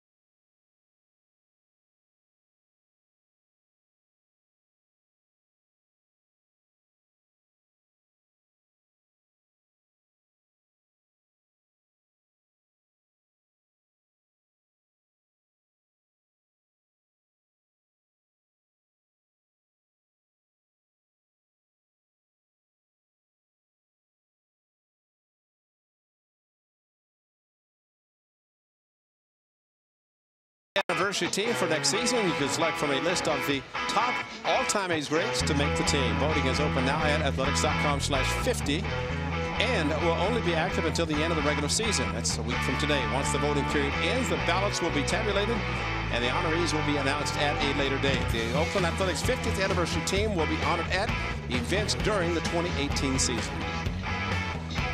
You got a chance to be a part of the new ballpark. You got a chance to pick the 50th anniversary team. You got a lot of things you can do as a fan. There's 5 Hall of Famers with their numbers retired on the upper Mount Davis, which is green and gold with the A's tarp. So Castro out there for his 2nd inning of work as he faces Elvis Andrus to lead it off. Beltre and then Mazzara will follow. 7-0 the A's lead. A's with 5 in the 5th and 2 in the 6th.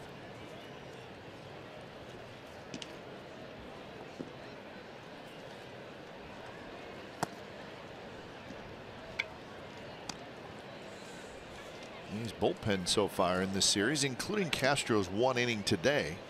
7 shutout innings. 9 last night. Last time they scored was what, the 3rd inning, because Dave Cabell was in on Friday night. That's right. Smolinski in. Shallow right center. He's got it. Andrus retired. He's 1 for 3.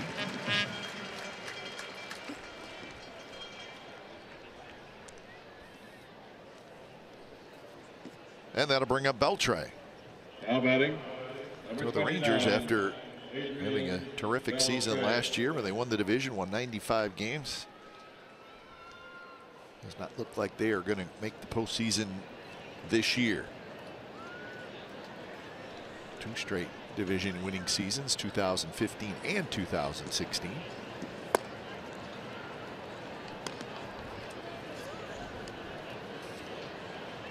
They traded Darvish, traded Lucroy. And they started playing better after they traded those guys. Amazing. Darvish was probably happy he wasn't going to have to face the A's the last 2 weekends of the season. And he's on a team that clinched the Western Division of the National League, the Dodgers. Inside, 2-1. Darvish will be pitching right behind Kershaw, and postseason rotation for the Dodgers. See how he does.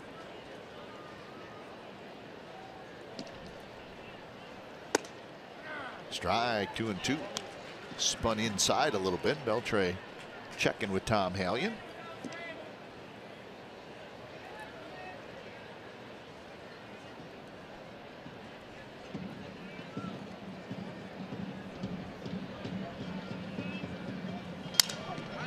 Broken bat. The bat rolls towards Simeon at short. Still rolling. That's a good broken bat right there, if there is such a thing. You know, it is good for a pitcher. And fortunately, that stayed on the ground. But that jagged edge is not something that you want to be an infielder, have it coming at you. And that is, wow. Handle in his hand, the bat all the way out to shortstop. That is a dangerous weapon, and if you look how it's in the bottom part near the handle. So 2-2 to Adrian Beltre, and he fouls that one.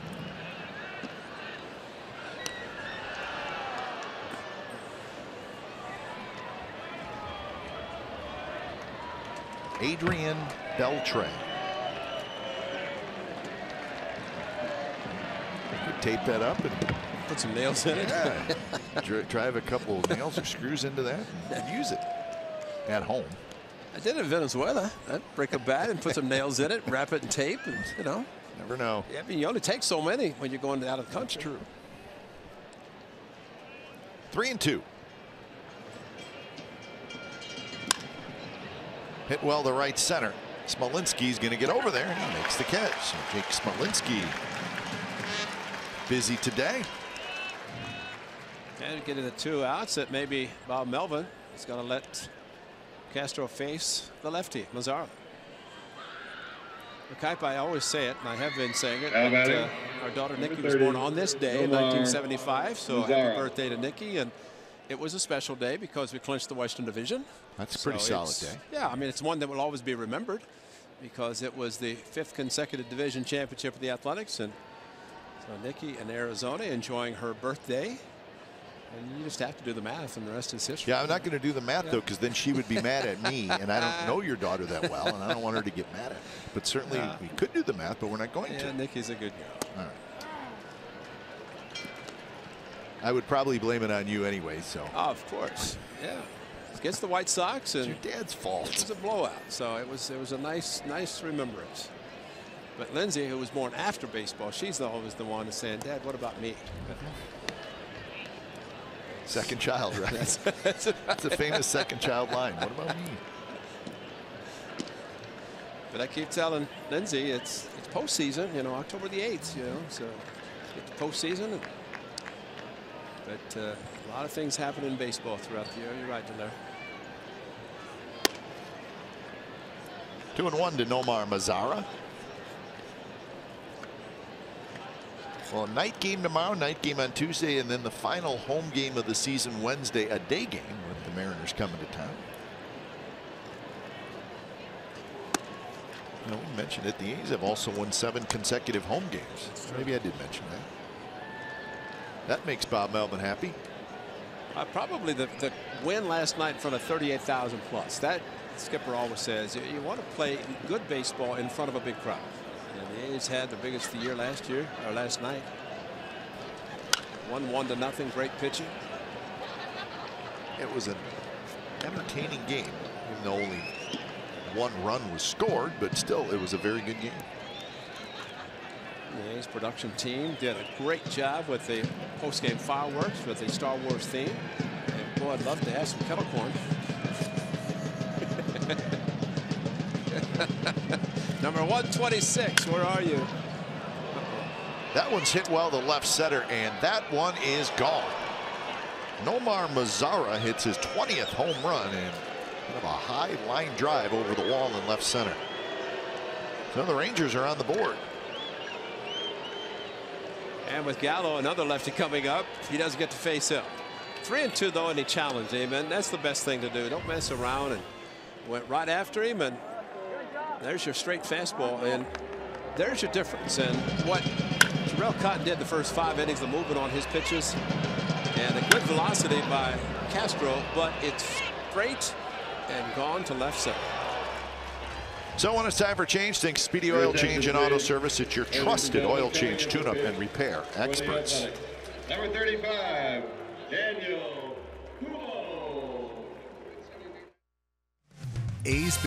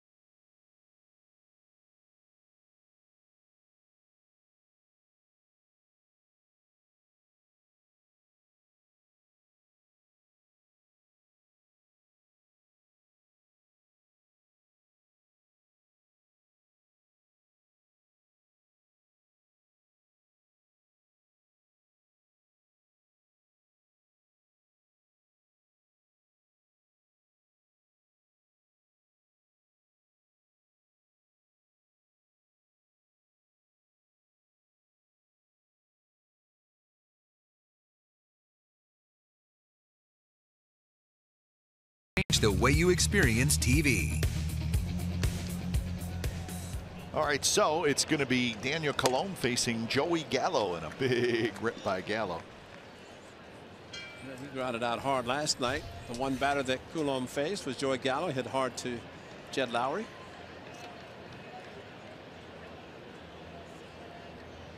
So, appearance number 70 for Daniel Coulon.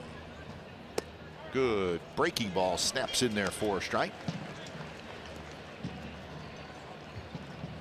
So a quick 0-2 to Gallo, who has walked and struck out.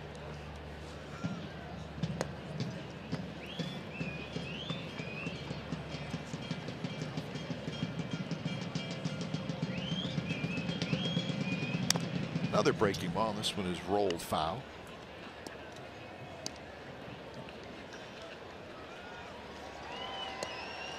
So Coulomb trying to get the final out here in the 7th inning. Omar Mazara with the home run. Look at that guy. That's right, AJ. Bullpen now for the Rangers.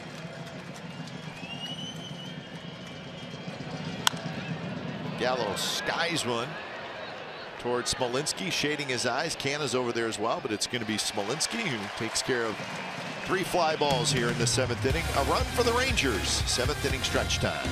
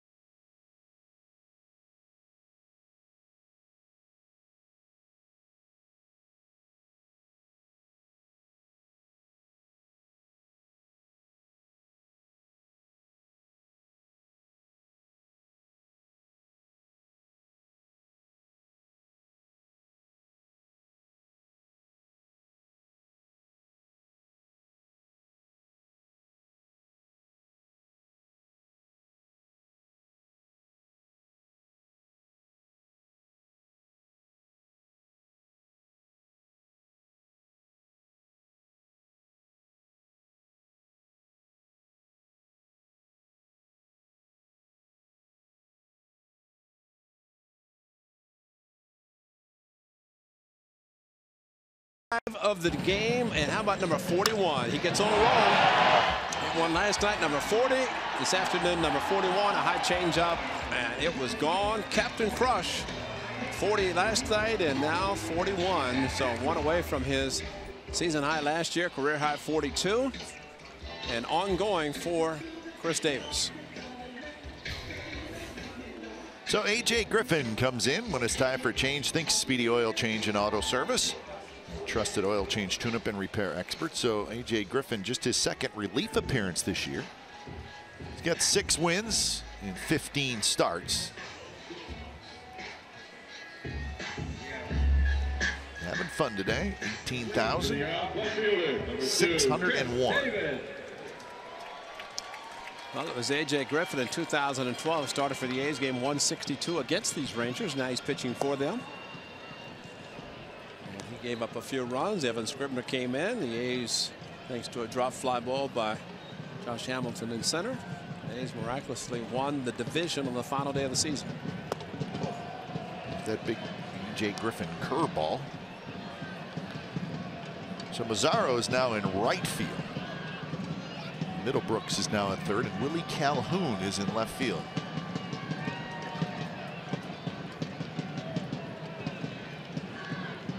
Willie Calhoun is one of the players that the Rangers got for Yu Darvish. The Dodgers.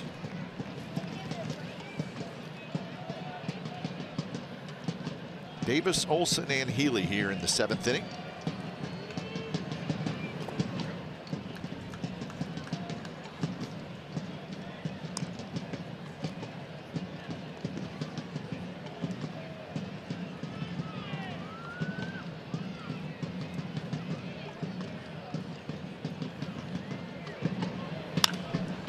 Grounded to Andrus, who scoops it up. And that's out number 1 here in the 7th inning. So Chris Davis now 1 for 3 with a homer and a walk.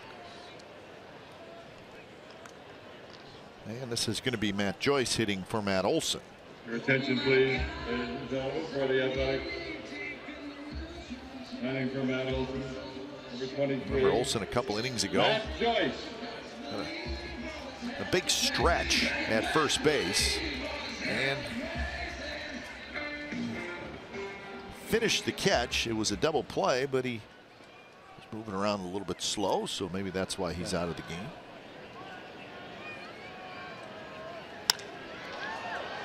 And Joyce goes after the first pitch, and it's hit hard, but right at DeShields for out number 2. This is the play we're talking about. Yeah, right at the end, when his foot turns. No more Mazzaro moves from left Quite field a to right hyperextension, field. but it looked like as he Now turned, playing maybe left field something and batting in happened the second position, at that point. Number 55, Willie Calhoun. Now batting for the Athletic, designated hitter, number 25, Ryan Healy. So Olsen now out of the game, and here's Healy.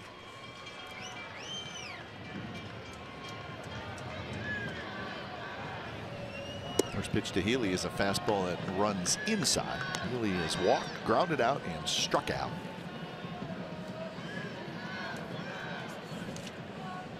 He is 3 for 9 in the series. That curveball, tough out by Middlebrooks, but he stays with it. And Healy is retired, so a good inning for A.J. Griffin, and we are moving to the 8th. Chirinos to lead it off. 7-1, the A's lead.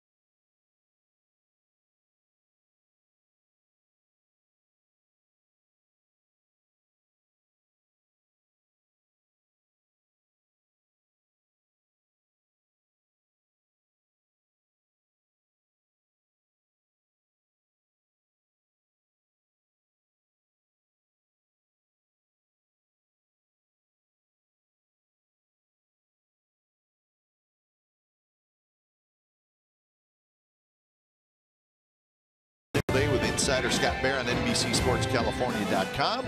Sunday to Sunday, the home of the authentic Raiders fan is NBC Sports California.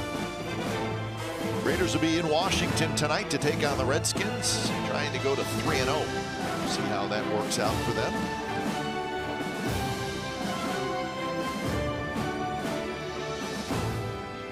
So here at the Coliseum, it's 7-1. The A's lead the Rangers. We've reached the 8th inning. Number 6, Brett Nicholas. Santiago Casilla is the new pitcher. Pitcher number 4 for the A's, and he's going to face a pinch hitter, Brett Nicholas. So Nicholas is hitting Porcherinos.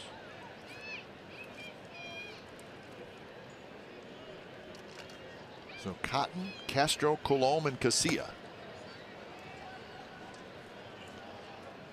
A few changes for the Athletics. See Matt Joyce, who pinch hit. He's in the game in right field. Canna moves from right to first. Olsen is out. So that is the new defensive alignment for the Athletics.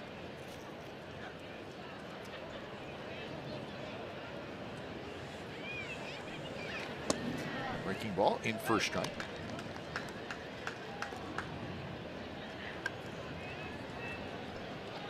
Chirinos, while he was in there, was 0 for 2.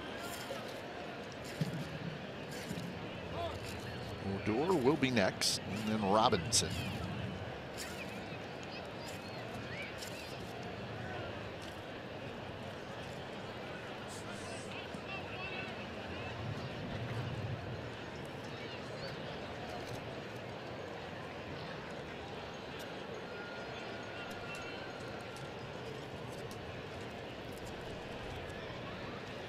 Swing and a miss. Fastball up and in at 96 miles an hour.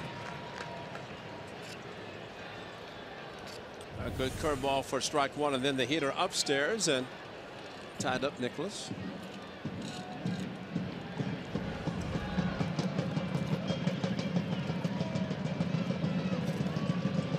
So 1-2 the count. Another high fastball. This one skied toward the left field line. Chris Davis, a couple steps into foul territory, makes the catch. Mason Chapman split it. Chapman was 60 yards. Yeah. That's amazing. Just in case, gets close to end zone. And Now batting, number 12, Rugnan Odor. here's Chapman here. Now watch how far he's going to go. Fly ball. Here he goes. Look how far he's going to go down towards the shake hands with Chris Davis, who won the foul territory. That's incredible. So not even breathing. He's going to do that next year. Yeah. And then the year after that, not quite so much. Young legs. That's right. Odor limping around again. We saw him strike out yesterday, and I'm not sure what it is that's bothering him, but it's obviously bothering him. Well, whatever it is, maybe it slowed down his swing because he's been more patient since that happened. This, though, a big swing. He doesn't swing easy, regardless. When he does swing, that could be a knee or ankle. Yeah. It's when he sets the foot and then continues to swing and then has to pop up. That's when it either wrenches the knee or his ankle. So a quick 0-2 to Odor, who has popped to short and struck out.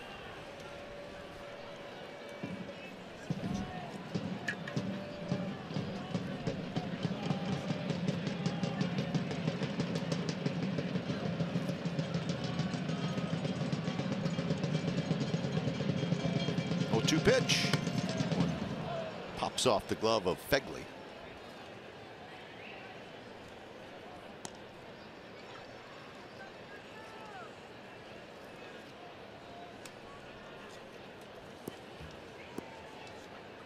Odor in this series is 0 for 7 with 4 strikeouts.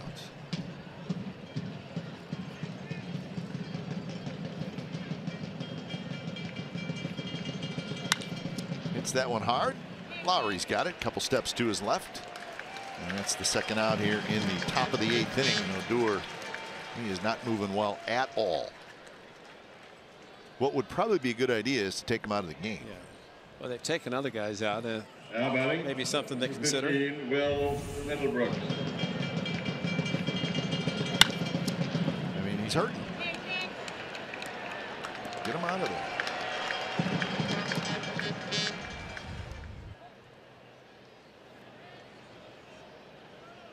So 2 away, and here's Drew Robinson.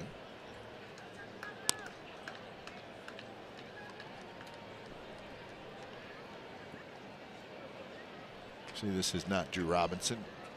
Stand corrected. It's Middlebrooks. Middlebrooks came in the game. This one chopped, and it is foul.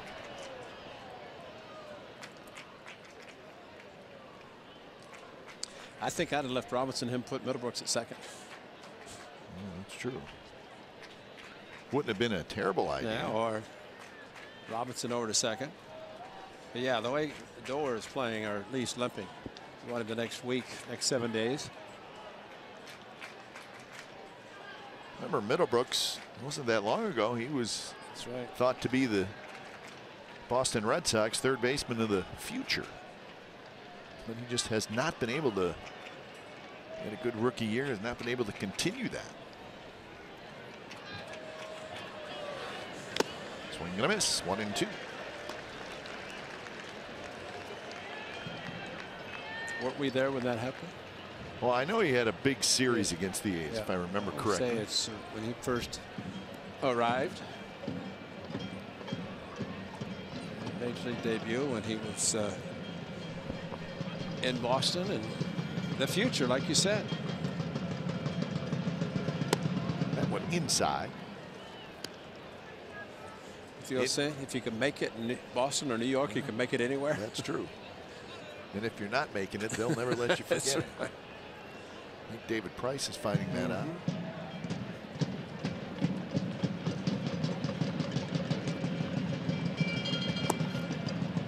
David Price is pretty good. Yes, I think if Pablo Sandoval walked down the street in Boston, that probably would not be so good. Pablo may say, "I'll buy you all dinner, though." I got you. Yeah, the only possibility if Pablo walked with Luis Gonzalez, then they would all be cheering Gonzalez. They'd never even notice Pablo because Gonzo got the hit to beat the Yankees, and that's all the Red Sox fans cared about. So Middlebrooks strikes out, and it's a good inning for Santiago Casilla. Bottom of the 8th coming up. The A's leading it 7-1. They're going for the sweep. Hey fans, we're in section 1.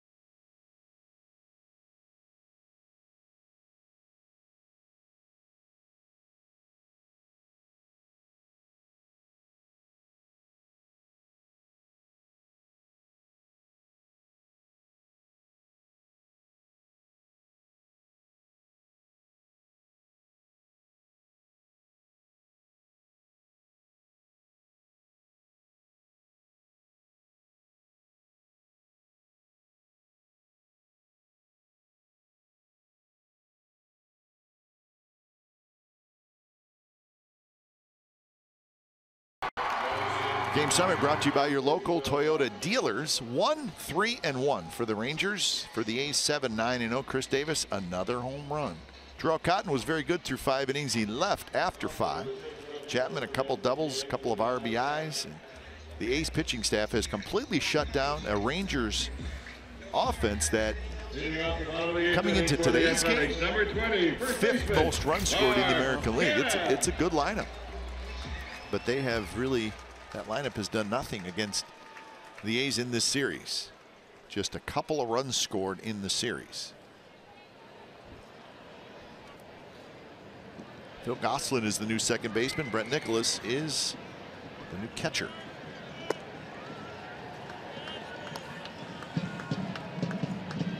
So Odor is out, Chirinos out.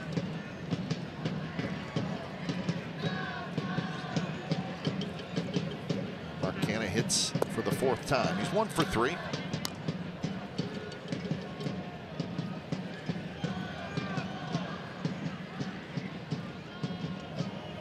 This breeze today, beautiful day. And Canna is hit by A.J. Griffin. So Griffin into his 2nd inning of work. That one runs in and hits Canna, so he'll take first base. Probably not the 65-mile-an-hour chain curveball, although that might have been just above the padding on his left elbow. Dodge Begley.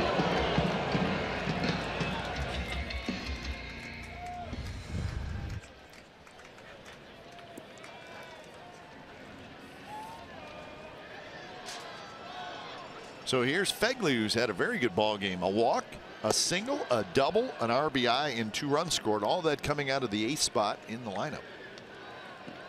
And behind the plate on Friday, only 1 run that the Rangers scored on the 2 home run. And today, so far, it's just the Mazzaro home run. That one cued toward first. Gallo has it. He'll turn around, step on the bag, and that's out number 1. But still a productive out. As Canna is now at second base. Now, if you went up to Josh Fegley right now and said, hey, that's a productive out, Josh, he probably would not want to hear about it. And probably not a good idea. You're right. So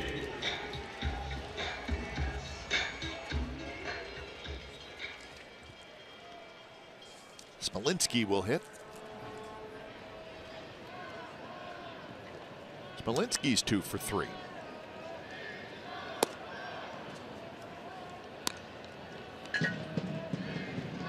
A.J. Griffin had a 3 up, 3 down 7th inning.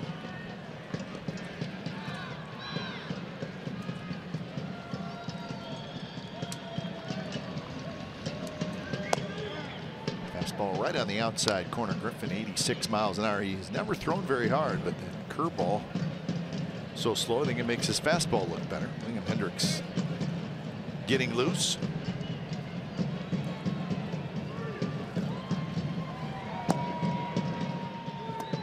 Is that curveball, 66 miles an hour.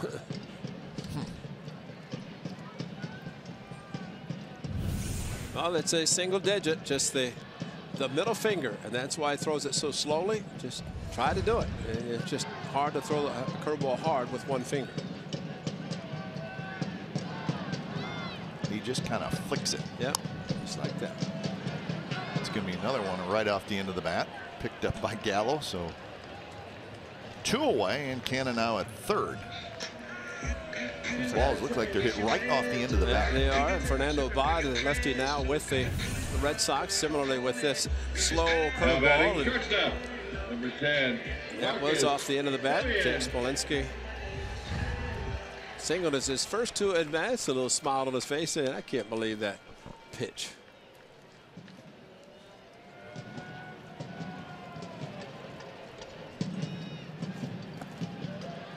So Simeon sees that curveball. This one well out of the strike zone.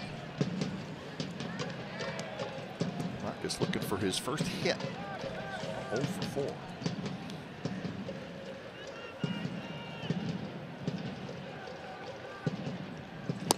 Missed again, 2-0. So the A's with 7 runs on 9 hits today. So they have outscored the Rangers 12-2 in this series. How about that?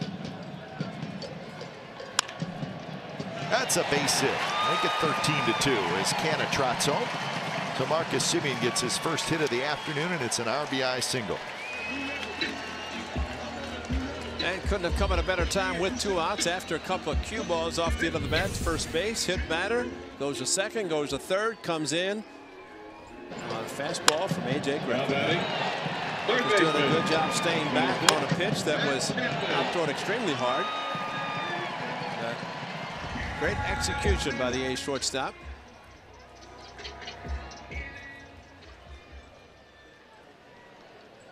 So Simeon gets his 36th RBI of the year. Chapman will hit for the 5th time. Good ball game for Matt Chapman, 2 for 4. Pitch well in the dirt, and Nicholas cannot block it, so it's a wild pitch.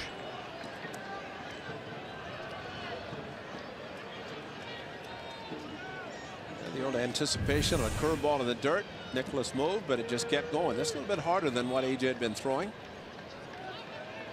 Enough of an angle, Nicholas to his right, able to scoot past him. There's a shot right into the glove of Middlebrooks. Side retired. So the A's get another run. We're on to the 9th. Athletics 8, Rangers 1.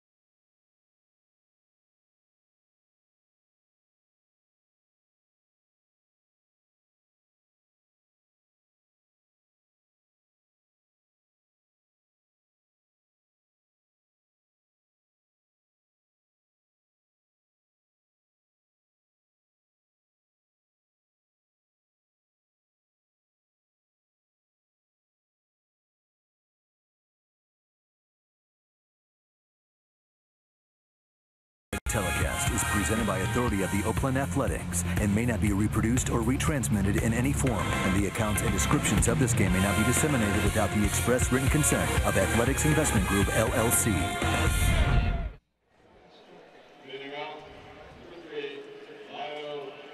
All right, 8-1, the A's lead. It's the top of the 9th inning, so the A's 3 outs away from a very impressive 3-game sweep of the Texas Rangers. And the Rangers came in here really knowing they probably have to win all the rest of their games, and they really have not done a whole lot in this series, and the A's are playing great right now. So Hendricks takes over, pitcher number 5 of the Athletics. Santiago Casilla with a 3-up, 3-down 8th inning. That's so reminiscent of the 2012 season. Keep going back to that miraculous season for the Athletics, and all the Rangers had to do was win 1 game, and they never could do it. And as it turned out, they clinched the wild card Monday and the division on Wednesday. And the Rangers had to go back and lost in the wild card, but just one of those things. Something. I mean, if the A's win this game, that's what, 6 in a row. Last 6 here. Swept the weekend series. That was the Players' Weekend. Joyce hustling in, and now Joyce settles underneath it. He's got it, and that's out number 1. So the Seattle Mariners getting ready to head to the Bay Area. Monday night, Hernandez and Gossett, and then Paxton and Migden, Ramirez and Graveman. That's the pitching matchups for the upcoming 3-game series, the A's and the Mariners. We'll have all 3 for you right here on NBC Sports California. So we have not seen a whole lot of Felix Hernandez this year. Kind of strange. Kind of good. He's not the pitcher that he has been, but still an excellent pitcher, and A's will see him firsthand.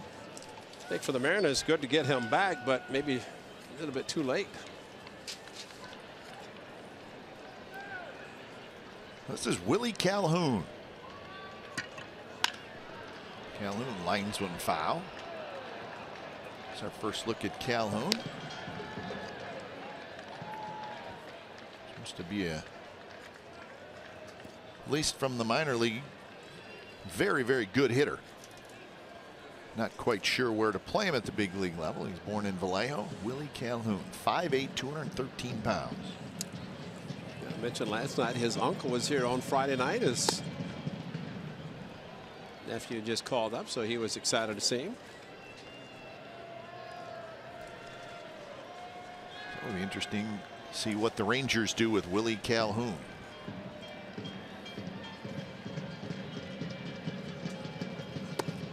Big swing and a miss, struck him out 96 miles an hour from Hendricks, and now these are 1 out away from a sweep.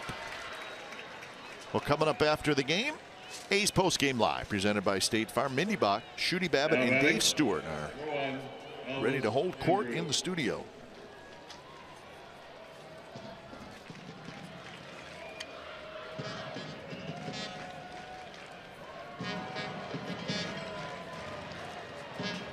First pitch to Andrus is driven to center. Smolinski's back. He's got it, and that's the ball game. That is a 3-game sweep, folks, and the A's are rolling. The A's have now won 7 in a row. They have won 14 out of their last 17, and they finish off the 3-game sweep of the Texas Rangers. So a terrific weekend of baseball for the A's here at the Coliseum, and it ends with a big win here on a Sunday afternoon. 2 hours and 44 minutes was your time of game. 18,601 was the attendance. Final score today, the Oakland A's 8 and the Texas Rangers 1.